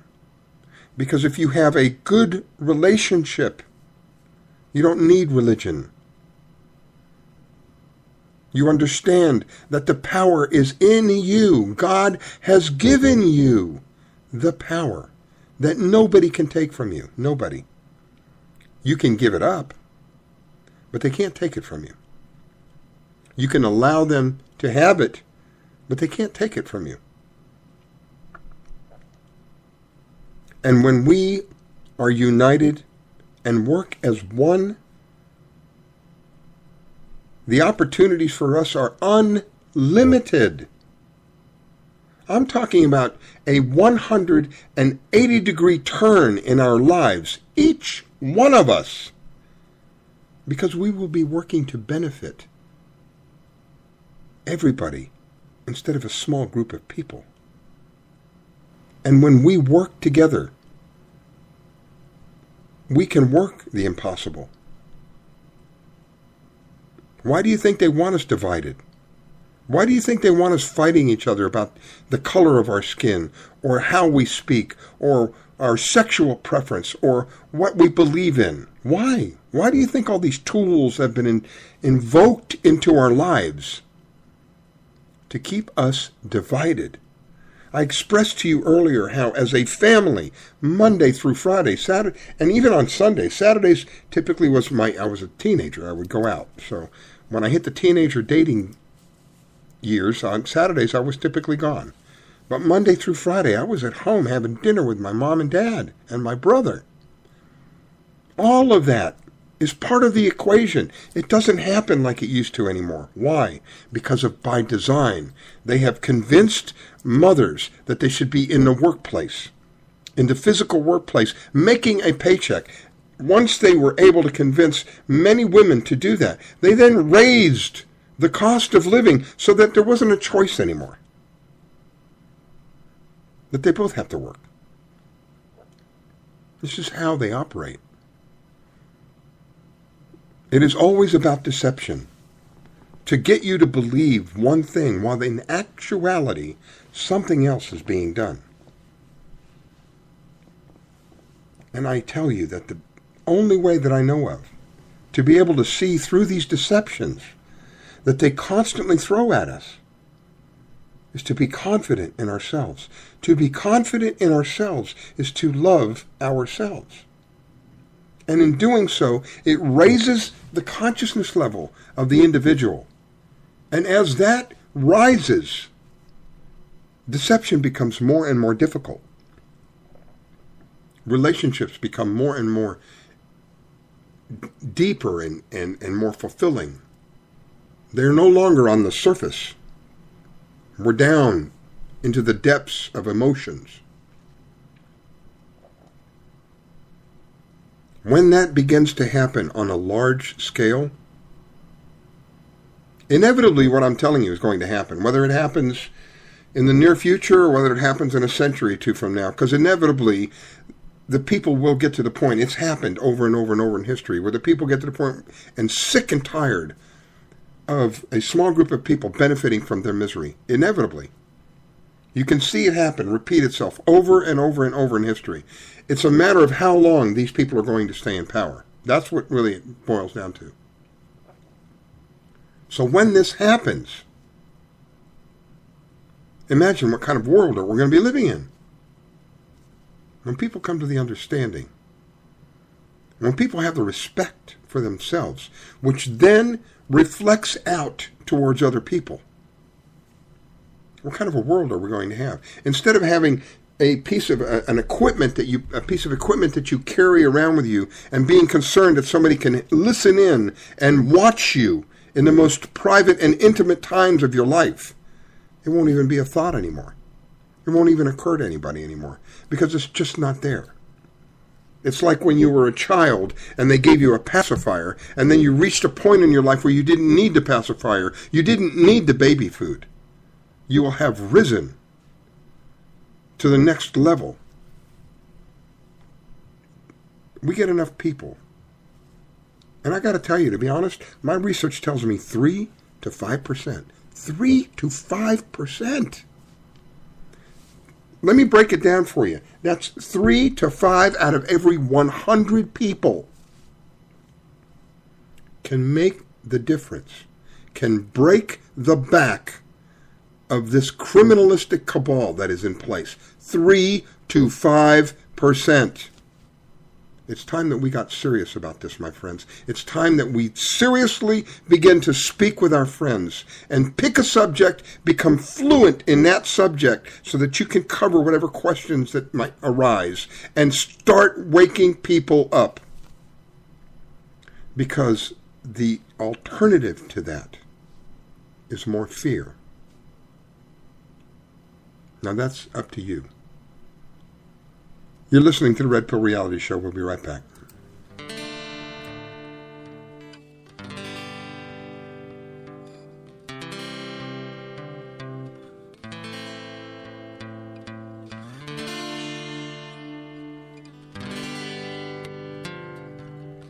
You're listening to the Red Pill Reality Show. You have found the best place on the internet by tuning into K98Talk.com, where it is our mission to broadcast the very best variety programming, giving you a balance of information from every angle and letting you decide. We are here to serve our listening audience with a proven track record. So stay with K98Talk.com and the Spark Radio Network, and we will keep you informed.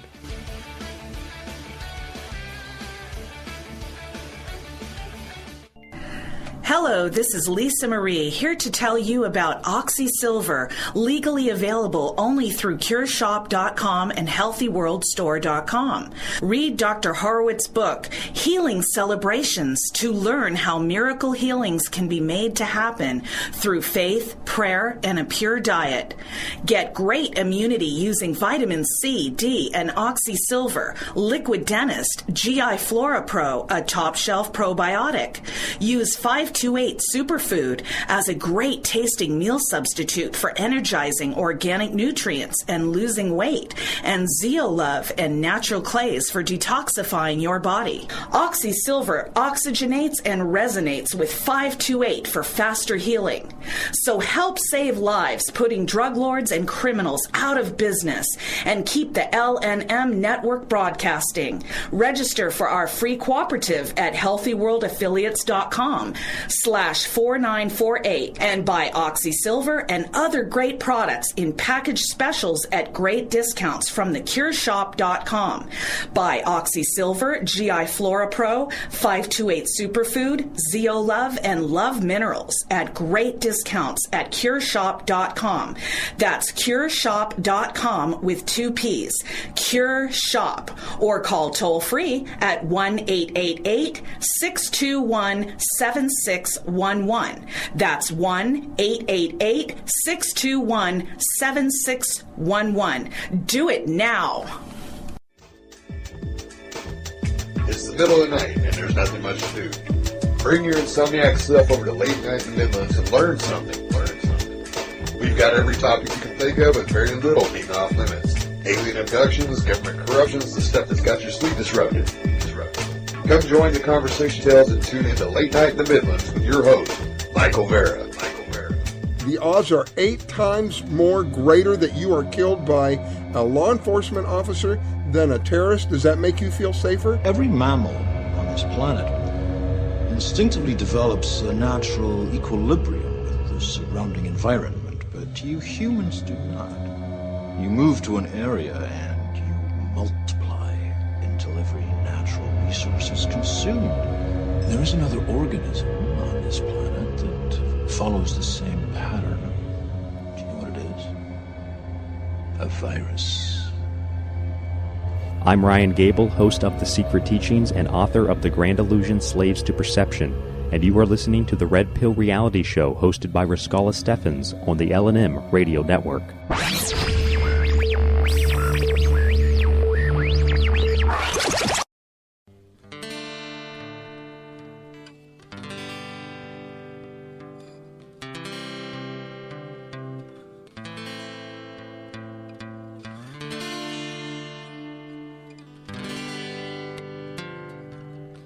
You're listening to the Red Pill Reality Show.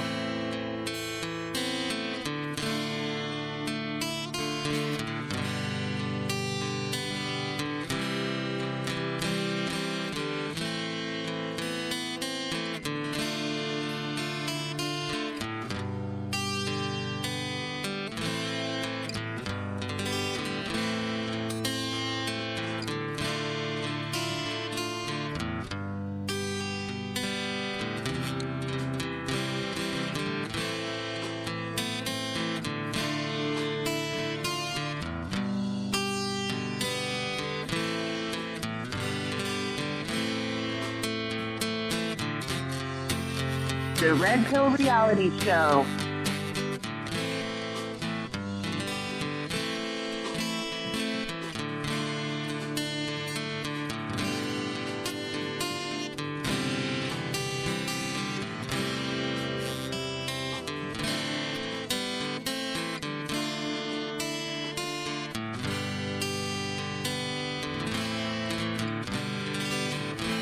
You're listening to the Red Pill Reality Show with your host, Riscalla, every Saturday night on the LNM Network from 9 p.m. to midnight.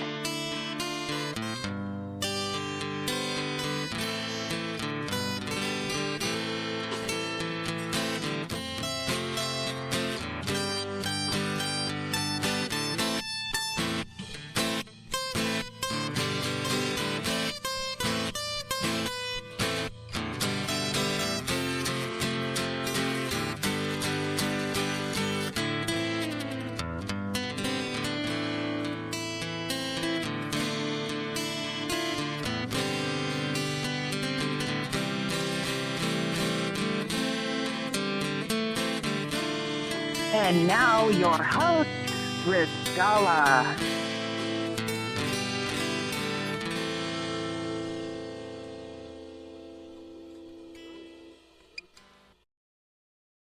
You are listening to the Red Pill Reality Show. I am your host, Riscalla, coming to you from sunny South Florida. Of course, it's not very sunny right now. It wasn't very sunny today either. But you are listening to the Red Pill Reality Show, coming to you on the LNM Network. I want to thank Michael Vera for allowing me the privilege and the honor of having a time slot and being able to share with you. I want to thank each one of you out there who take the time to listen on Saturday nights. I know there's a lot of other things you probably could be doing than listening to a rabid, raging old man. But it is my intention to try to leave this world in a better place than it was when I came. And right now I'm failing miserably. And I'm asking for your help.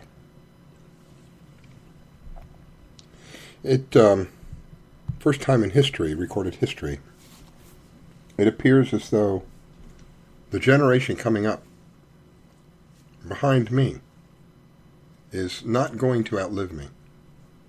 They're actually going to start dying off. The first time in history, younger people, let me back up a minute. People are becoming sick with terminal diseases for the first time in history at a younger age in life, more and more and more than ever before.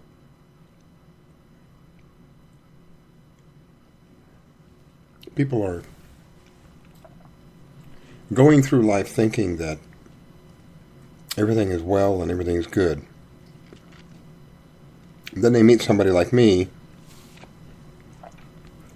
and I will not remain silent. If I believe somebody doesn't really understand what's going on, I'll do my best in some way to bring them to this understanding. And sometimes they get really mad at me. They get really, literally angry with me. Who am I? How dare me suggest something like that? This person deserves our respect. They're talking about the guy they call the president. And it's frustrating sometimes because when you know what you know and then you try to explain that to somebody else and then they, for whatever reason, I mean, there's a multitude of reasons, they lash back out at you instead of saying, oh, wow, really? Instead of saying something like that, they sometimes curse you. You know? You're a so-and-so and so-and-so. And all we're trying to do, really, when you think about it, all we're trying to do is make this world a better place.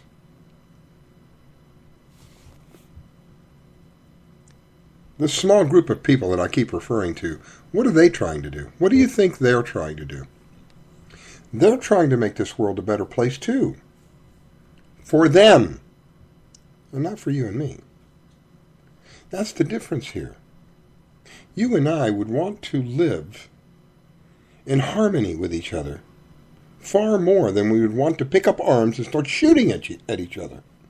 However, this small group of people, because of the positions that they are in and the power that they have, they impose over us a system that causes us to be at division with each other. And so while we are fighting amongst each other, they are accomplishing what they want, the end result.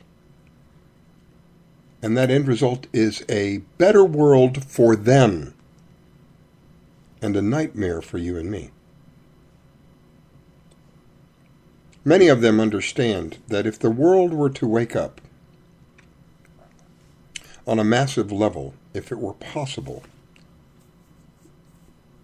that the world would wake up, they know they don't have a chance. They know that the odds of a snowball surviving hell stands a better chance than they do. That's why they're doing what they're doing. That's the reason for what you see happening all around us. And I really think, honestly, that some of these people, they have no love in their life at all. I mean, not as you and I understand love. They think they do, but they don't, because if they really did, they wouldn't be doing what they're doing. They have no compassion. They have no empathy. What a sad way to have to go through life. Some people would think it's a blessing. Hey, I'd never be offended again. I mean, you could, shy of urinating on these people, you can say whatever you want to them. It doesn't bother them. They could care less. Doesn't faze them in the least bit. Where if it were done to you or I, it probably would take a toll on us. Especially at the level that they get it. I mean, imagine, they're subjecting themselves to the public. How many times have people called them this or called them that? It doesn't faze them. What a sad way to go through life. What a sad way to have to think that nobody else can be trusted. That I'm the only one that has the right to make the decisions about your life. And what is it that you and I are trying to achieve? I hope that you're trying to achieve this with me. I mean, that would be a great slap in the face, if you will. To find that I'm doing what I'm doing and it's absolutely in vain, nobody's listening and nobody really cares. So what is it that you and I are trying to accomplish? I'll tell you, on my behalf, what I am trying to accomplish ultimately is a better place for everybody, not just a select few. Could you imagine if we took, I think the number is $17 trillion. That's a lot of zeros. That's a heck of a lot of zeros. $17 trillion. What would happen instead of spending on killing people if we put it back into our economy? There would not be not a single homeless person, let alone a vet. All of the health care that we would ever need, the very best of health care, would be absolutely paid for. There would be no payments for health care. The infrastructure of this country could be rebuilt again. We could take some of that money and invest it into small companies, which this country was built upon again. We could be an honorable country with respect again. I wonder how many of you realize that our greatest export as the United States of America, our greatest export, 5-letter word,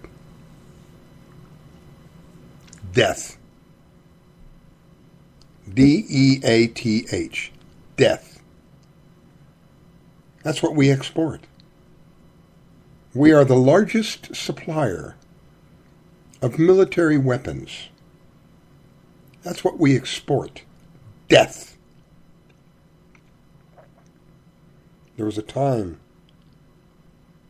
that when you saw a piece of merchandise, whether it was a shirt, whether it was a shoe, whether it was a hammer, whether it was a power drill, regardless of what it was, when you saw made in USA,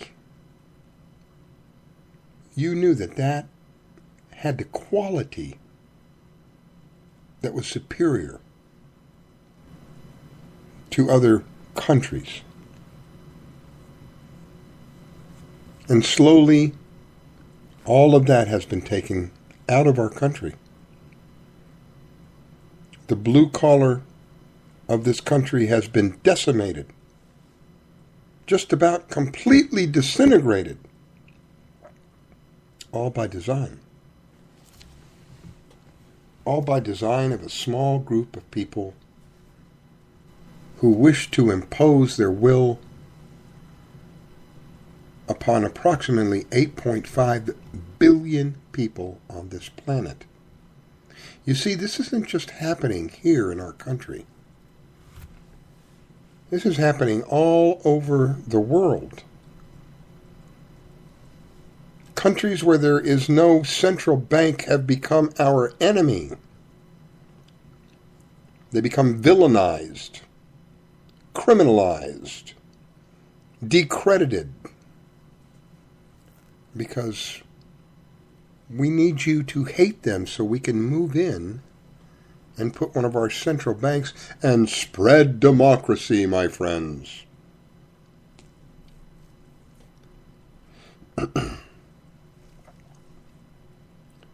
Over the past 23 years, we have attacked, if I'm not mistaken, 20 countries in 23 years. We have launched some kind of an attack on somebody 20 times in 23 years. All the money, all the lives, all the bloodshed. 23 years. I read an article that said from the time of the inception of this country until today, there's only been like 2 or 3 years of peace. Otherwise, it's always been something, some conflict, somewhere, some way.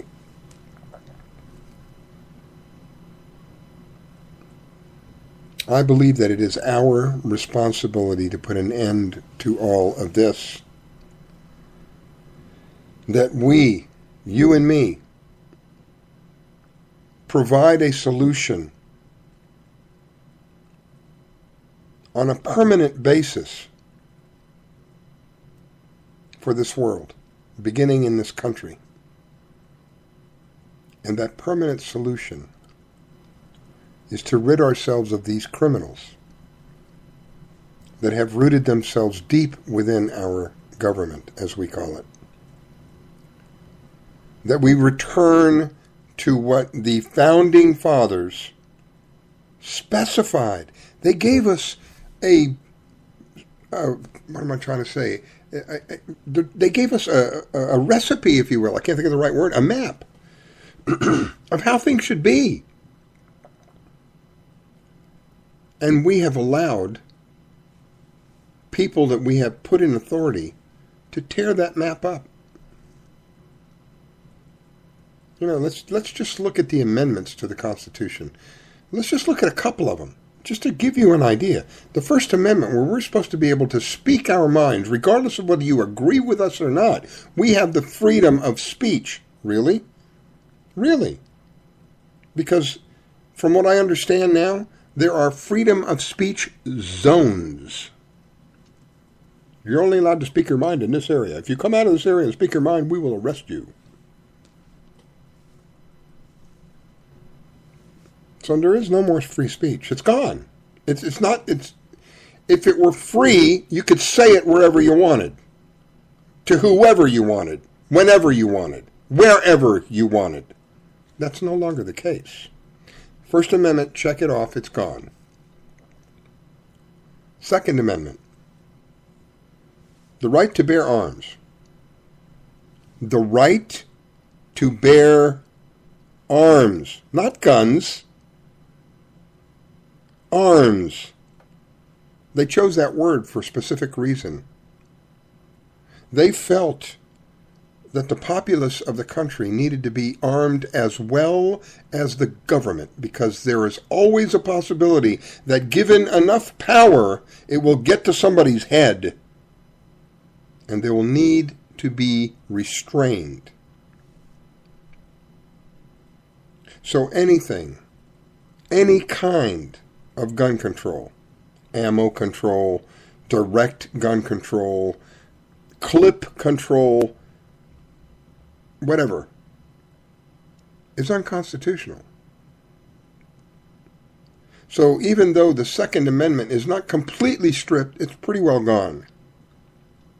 It's pretty well on its way out.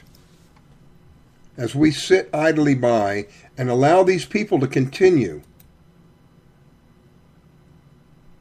they're getting away with murder, literally.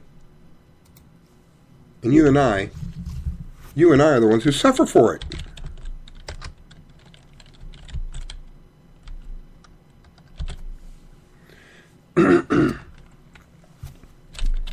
All right, so let's look at the Third Amendment.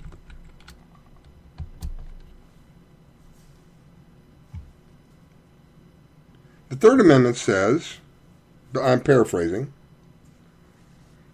people are not allowed to use your home for soldiers, or soldiers are not allowed to take over your house, basically. Something to that effect. I don't recall it, but something like that. It doesn't allow. How does it go? They can't force themselves. Supposedly, on the Third Amendment, the military is not permitted to force itself into your home. Okay? Now, you remember I have said to you many times tonight, we're in a war. This is a very real war. I'm going to present you with some more evidence of just how real this war is. Go on YouTube and look up the Boston Marathon. And look up videos where you can actually see armed personnel, police and soldiers. Soldiers. I don't care if you want to call them the National Guard or whatever. They're freaking soldiers. Forcing people out of their homes. Forcing people out of their homes. Why? Because they are the ones having the weapons in their hands. So the Third Amendment has already been shown that it too can be taken away. Let's go one more, just for giggles. Let's go to the Fourth Amendment. The Fourth Amendment says that you have a right to be safe in your home. Do you feel safe in your home today? Do you feel safe knowing that at any given time, without warrant, somebody can break in your door wearing a badge, literally kill you, and be paid for it? Be paid vacation for it. So the Fourth Amendment has literally been flushed down the toilet. I could go down each one of them and give you examples of how these people have eroded away our right to life. They have imposed upon us their rules. The rules of the few to benefit the few off of the misery of the many.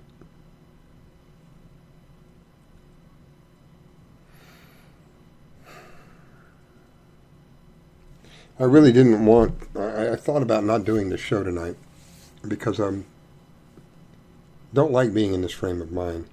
And I'm doing everything I can right now to look beyond this.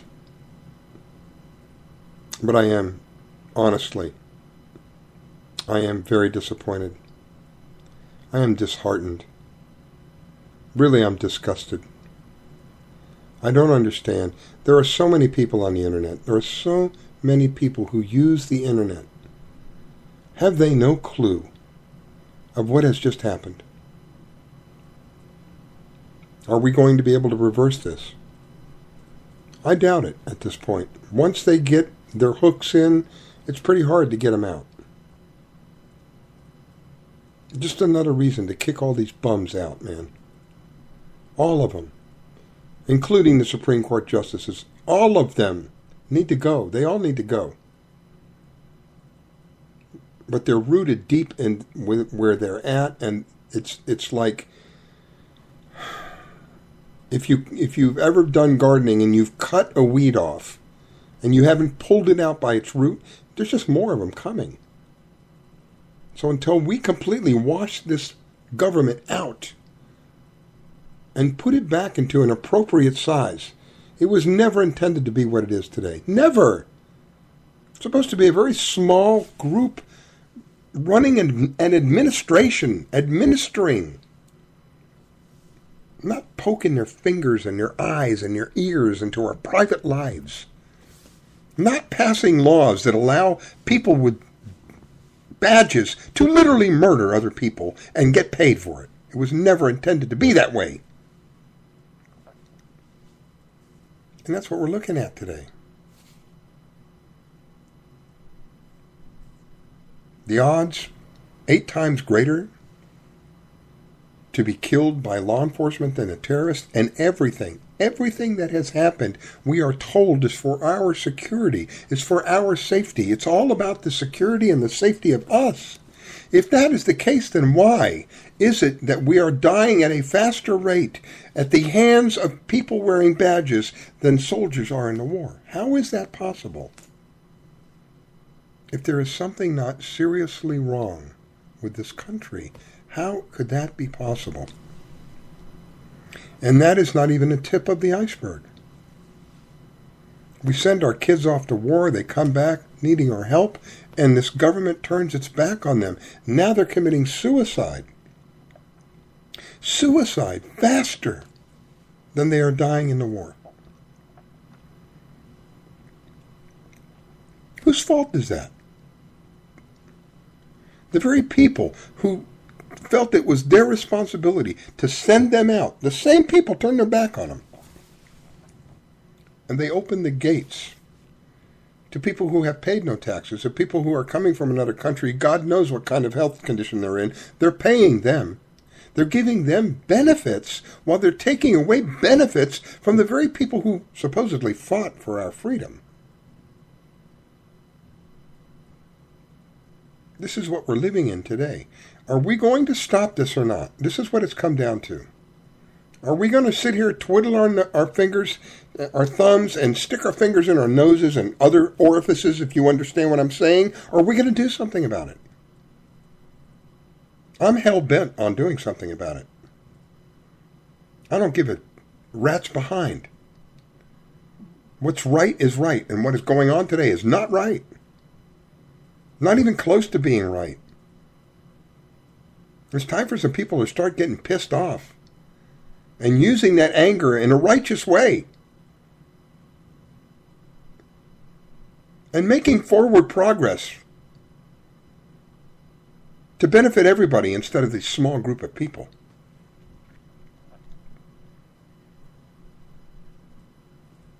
I implore you, I ask each one of you, this coming week, please find at least 2 people that you can wake up. Please. We have got to get on the ball with this thing. You know, I set some expectations up for this for last year. I really believed that by the end of last year, there would be enough people who had come to the understanding of what is going on that it would have begun to create a problem for these criminals. But apparently it's not, because they tootling right on the road, right on down the road. Got away with it this last week. I'm telling you that as a human being, if you're worth anything,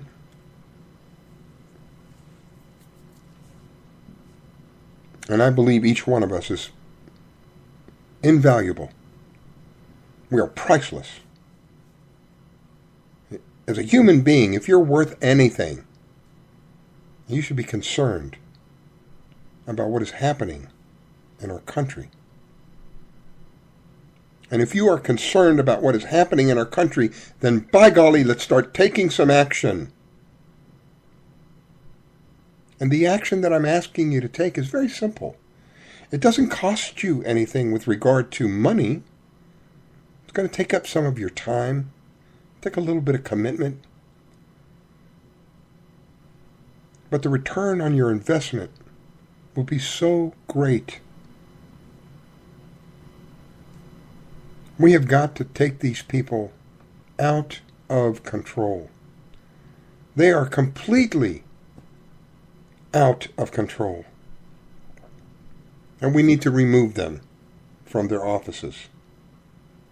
We have, here in Florida, we have 2 sheriffs that say, if we set up a checkpoint and you pull the bag trick on us, we're going to arrest you right there on the spot. The bag trick is having a note in a bag, in a baggie, that says, I want to speak to my lawyer, I have nothing to say, and in the baggie you have your driver's license, you have your registration and proof of insurance. And as you come up to the checkpoint, you hang this baggie out with a string and you roll your window up. You don't even say a word, you don't roll your window down, there's everything that you need. This is what's required of me. This is the identification. And that's legal. I got news for you, that is legal. We have 2 sheriffs here in Florida who say, you pull that crap on me, we're taking your behind to jail. You're going to jail. Now, mind you, you haven't broken a law. You've just made them mad. Is that the kind of country you want to continue living in? Because it comes back to you and me. All of this comes back to you and me. These sheriffs are elected individuals. If they behave in such a manner that threatens the public, then the public should respond accordingly. Remove them from office. Put somebody in who is going to go and abide by the very oath that they take when they take office.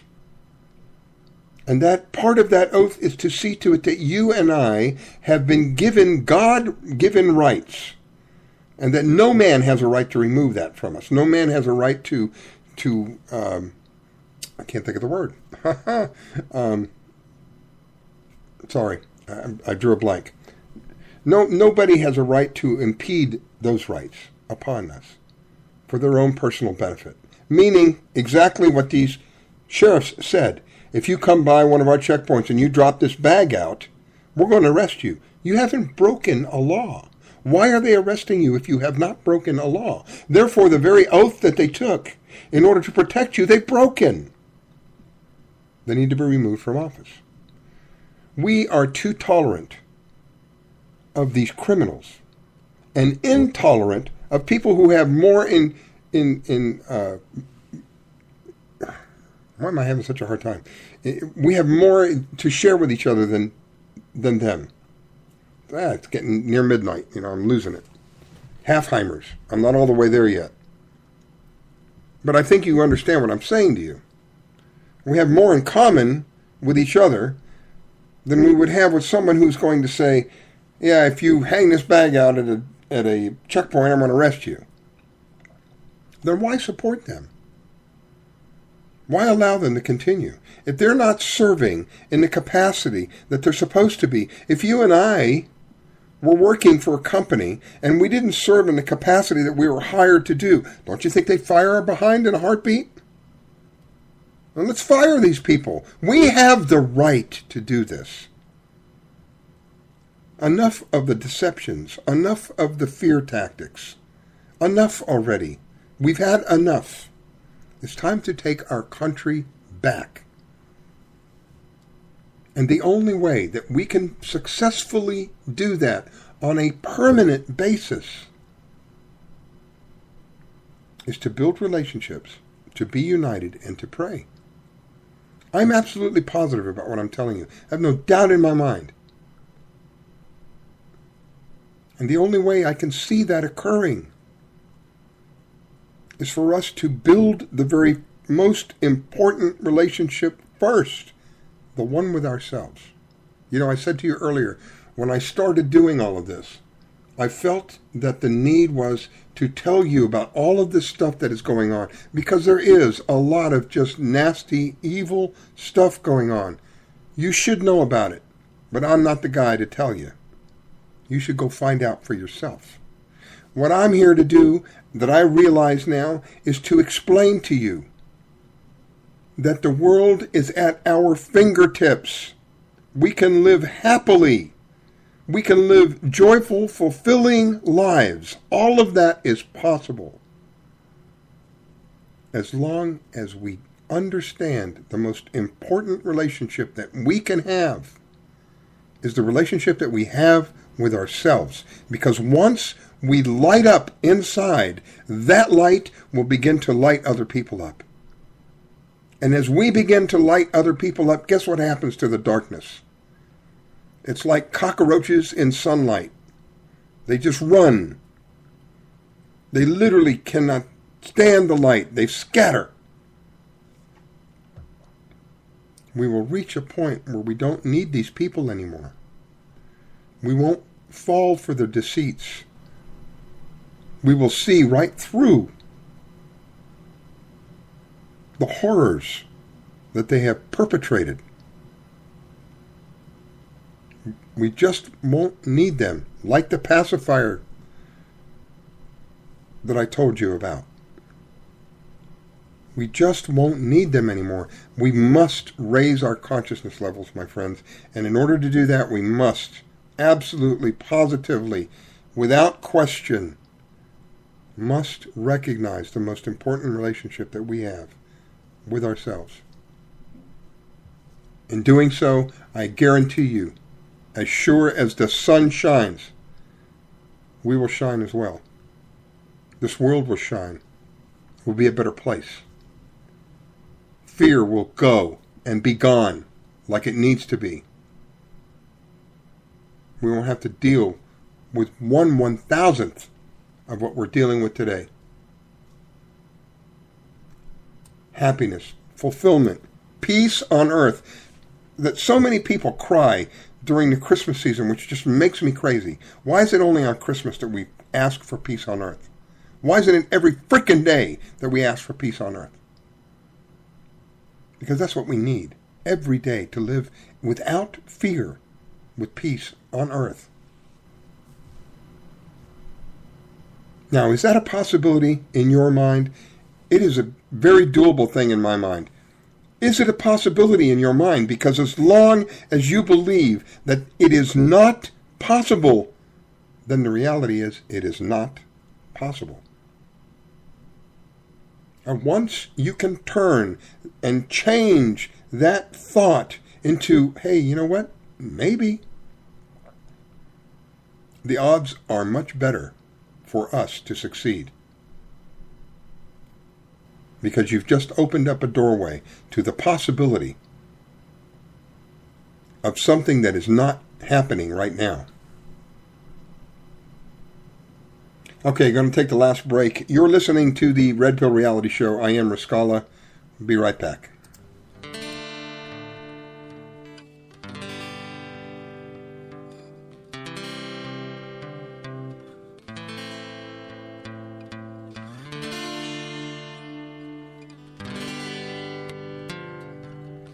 You're L&M Radio has joined with the Hardened Structures team to provide state-of-the-art survival shelter design and build services at L&M Radio exclusive rates.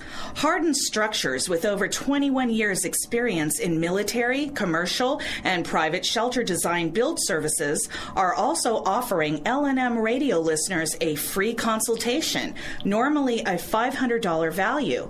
So click on the Hardened Structures banner on the home page or the chat and listen page and have peace of mind that no matter what happens, your family is protected. The L&M Radio Network and Late Night in the Midlands depends on you, the listener. Without you, there would be no us. So help us continue to bring you the best guests with the best information and subscribe today. Information on becoming an L&M subscriber can be found at the top of LateNightInTheMidlands.com. Just click the About Subscriptions tab and become part of the family while helping the truth stay alive. And while you're at it, maybe subscriptions aren't for you. A one-time donation helps as well. Click that donate button on the right side of LateNightInTheMidlands.com and help us help you. You want the truth? Late Night in the Midlands knows you deserve it. That's why we make it easy for you to listen at www.latenightinthe.midlands.com. Go on over, become a member, be informed, and by all means, inform others. Folks, we're not your average radio show. We cover everything. Late Night in the Midlands on the L&M Radio Network. L&M is always looking for sponsors, so if you are interested in sponsorship or advertisement on air or on our website, contact us at mv@latenightinthe.midlands.com. If you're interested in rebroadcasting or picking up the live feed for Late Night in the Midlands, then contact us at mv@latenightinthe.midlands.com and help us help you. And as we have been programmed mentally, intellectually, one must be aware of this being programmed. Like a computer. Programming that we are constantly assaulted by throughout our life conditions us. It programs us to a particular worldview. The project is literally the secularization of the world. New secular or worldly order. A new study says the news media have been pushing a gospel of godlessness on the American public. Because this media is here and designed to make sure that they ask no critical questions. To make sure that the only thing that they are concerned about is having a good time. The only thing they're concerned about is filling their bellies. The only thing they're concerned about is acquiring more and more material things. And so that is why today, one of the struggles that you have as young people, that when you want to do different events and you want to talk about real issues, you have the struggle of many of your peers who've been so conditioned in this matrix that they would rather party than listen to the truth. They would rather party and shop and go to the mall than to stand up for issues of justice. They're stuck in the matrix. But you have the responsibility of helping to wake them up. Now, how do we know that there's a God? After having been thoroughly brainwashed. And how do we know that there's a creator?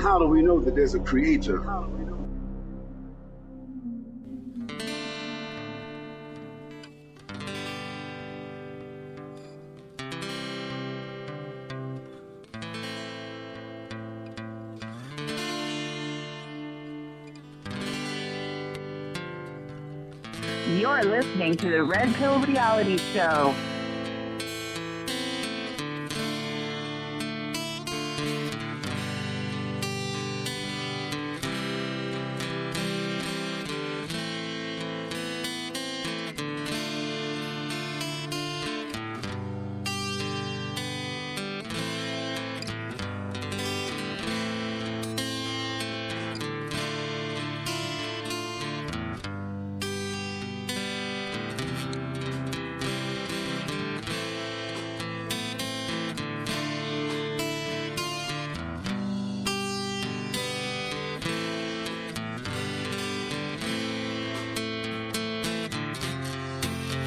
the Red Pill Reality Show.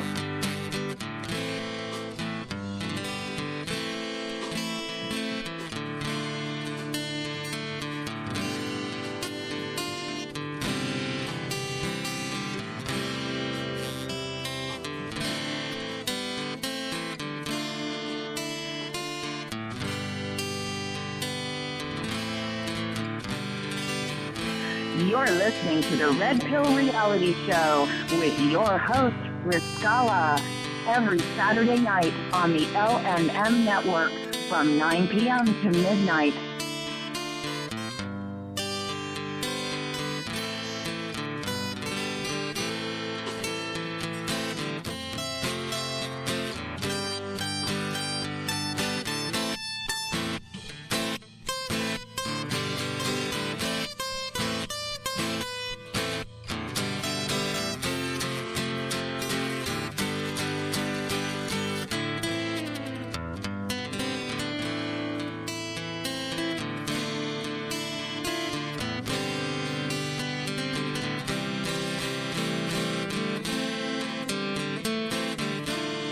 And now your host, Riscalla.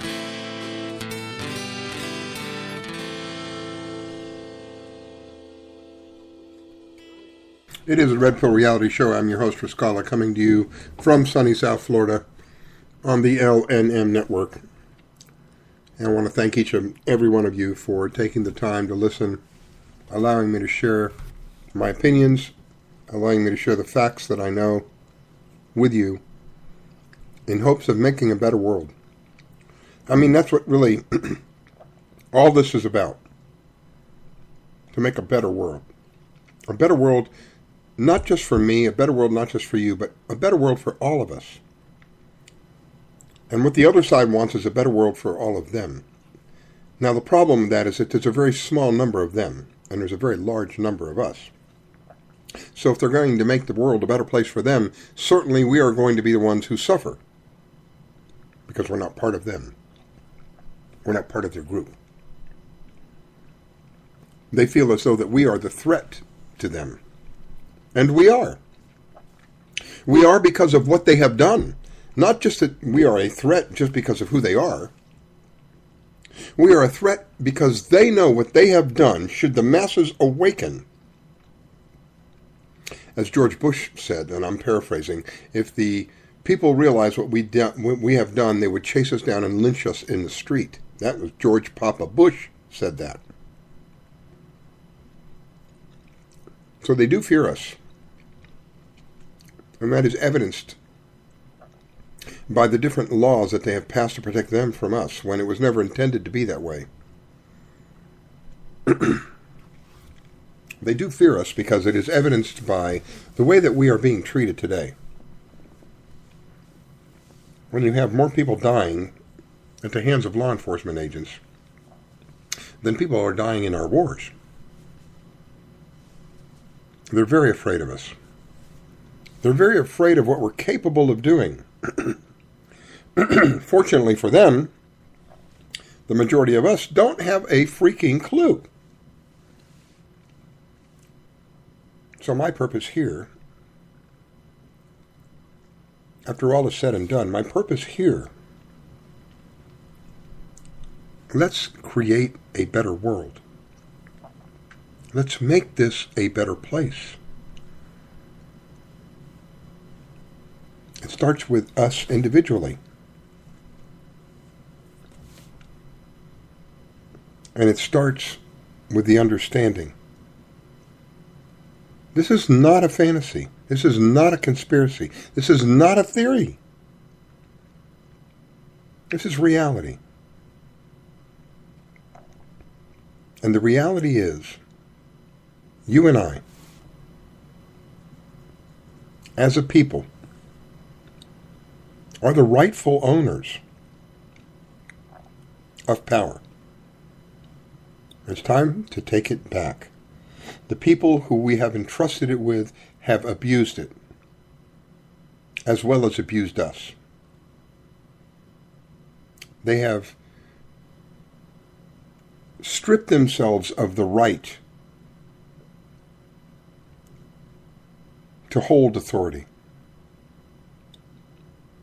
And now it is up to us. It is our responsibility as citizens to take that power back from them and to provide for the rest of us a solution to what these people have created. It's very easy to stop all this, you guys. I'm telling you. I know that some of you think I'm really crazy for saying things, some of the things that I say, especially when I say to you, this is very easy to do. It really is. You've just been convinced that there's nothing that you can do, that you're powerless, that you must accept the situation, blah, blah, blah, blah, blah, blah, blah. That's why I say to you, the very most important relationship that you can have is the relationship with yourself. Because once you develop that relationship, once you nurture that love that God has put in you, it breaks the hypnotic spell that the system has upon so many people. It allows you the transparency that you need so that you can see completely through the deception. It provides for you the confidence that you need so that you can stand in the face of adversity, look it in the eye and say no more. You're not allowed to do this anymore. I read an article that, this guy's name is I can't think of his name. He was arrested for asking a question. Did you know that asking questions now is an arrestable offense? You know, I talked to you about the First Amendment, right? More evidence of what these people are doing.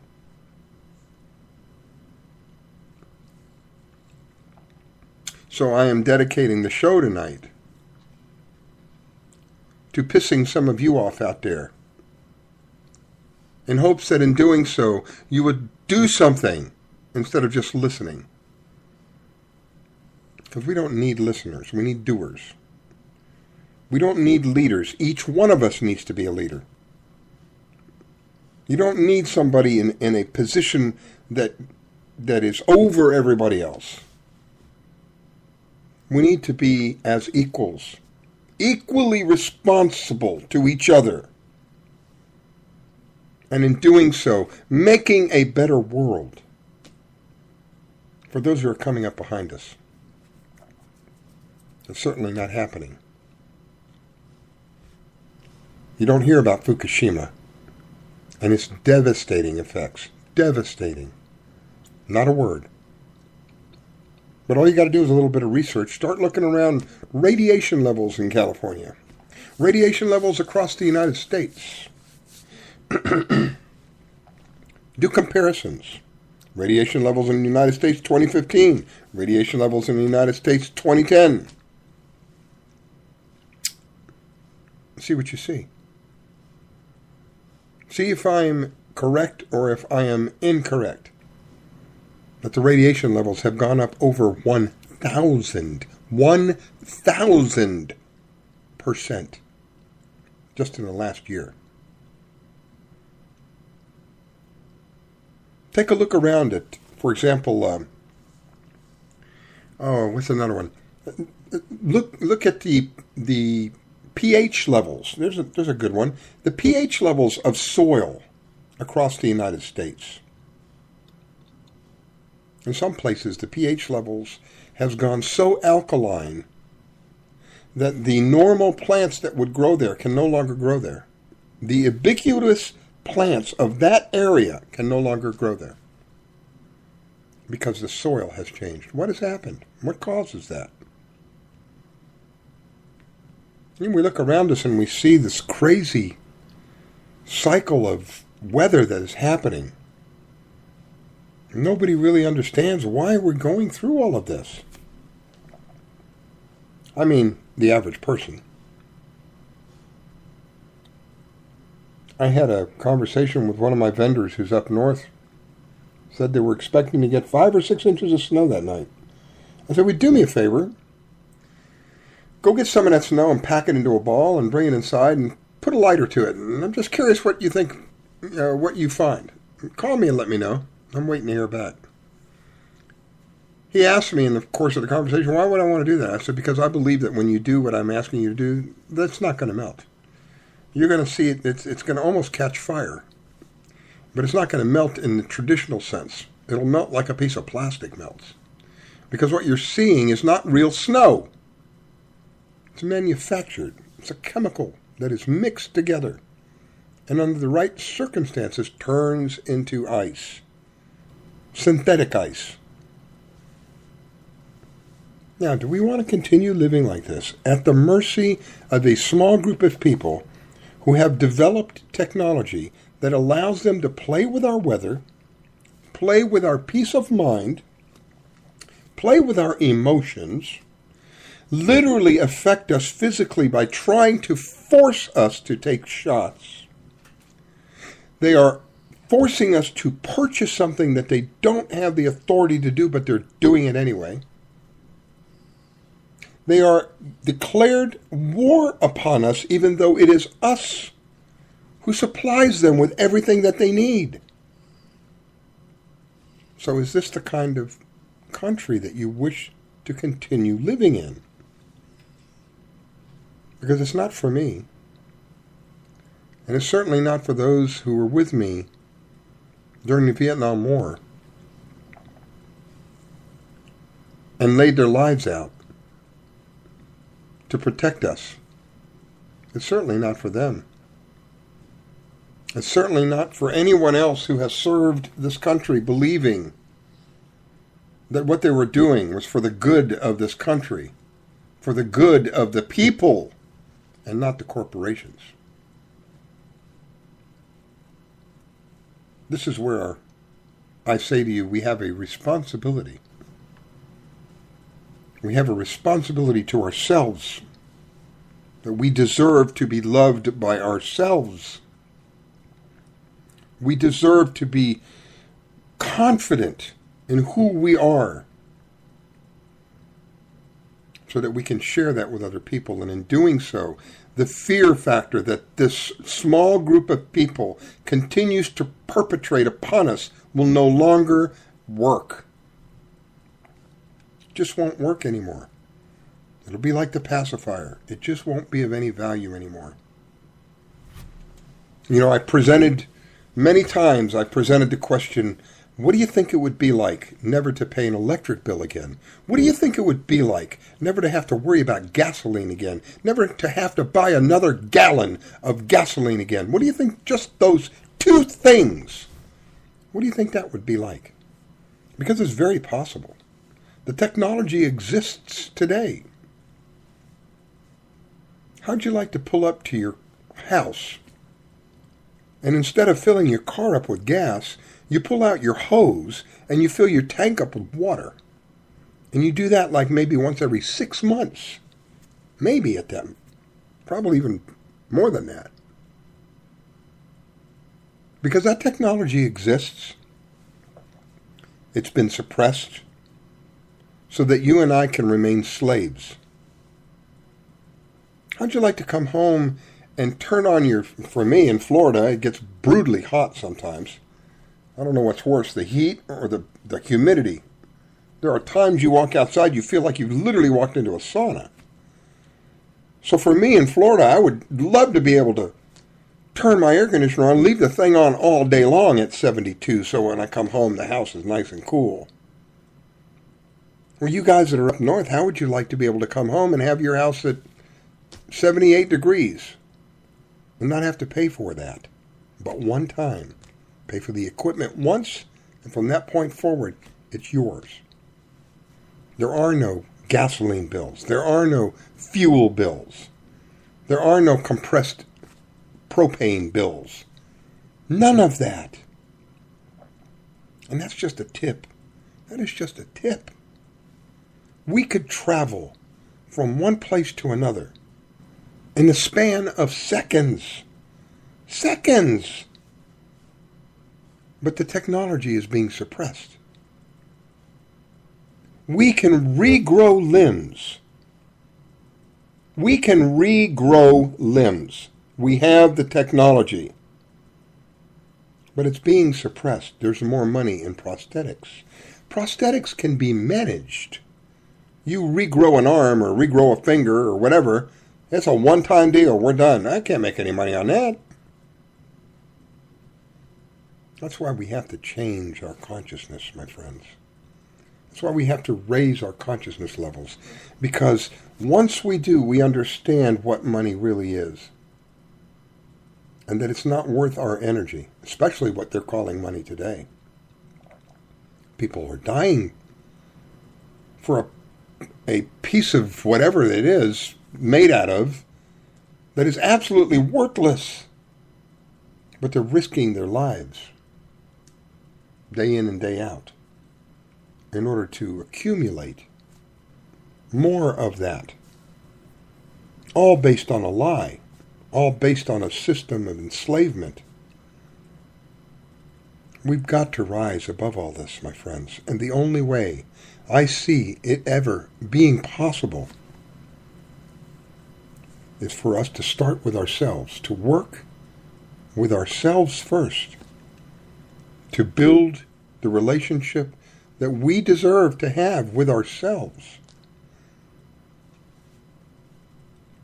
And using that to build meaningful relationships with other people. And in doing so, being able to wake these other people up and have them understand how critically important, now more than ever before, it is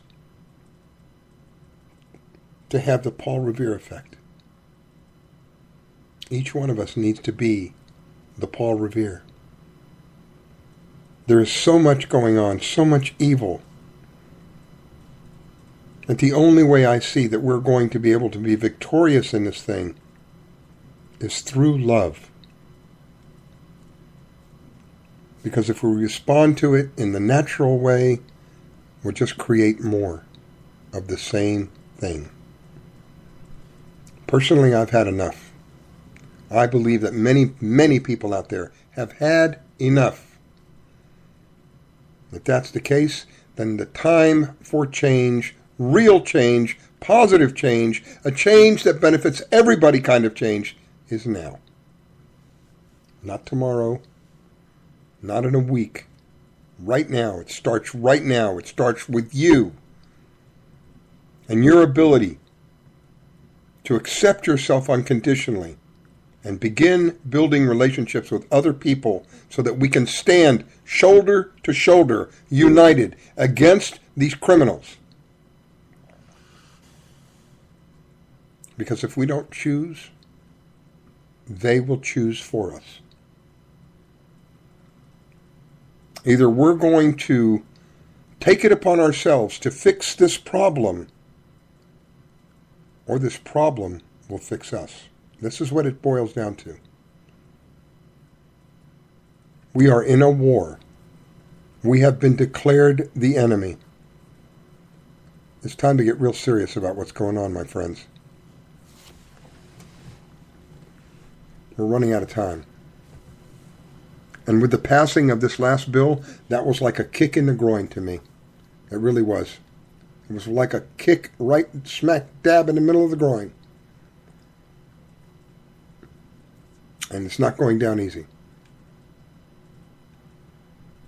Don't you think for a moment that we deserve better? I believe that we deserve better. I totally, 100% believe that you and I deserve better than what is happening to us today. Then if that is the case, then why aren't we doing something to change this? We have the power. It's time to take the power back. The people's world order will rise when you and I make that decision. I'm asking you, make the decision. Let's bring this to pass. Let's change this world for a better place. Thank you for listening. This has been the Red Pill Reality Show.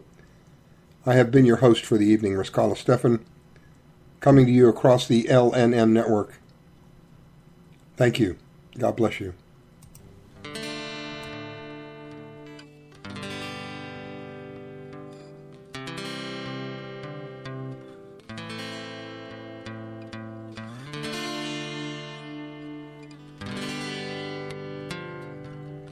You're listening to the Red Pill Reality Show.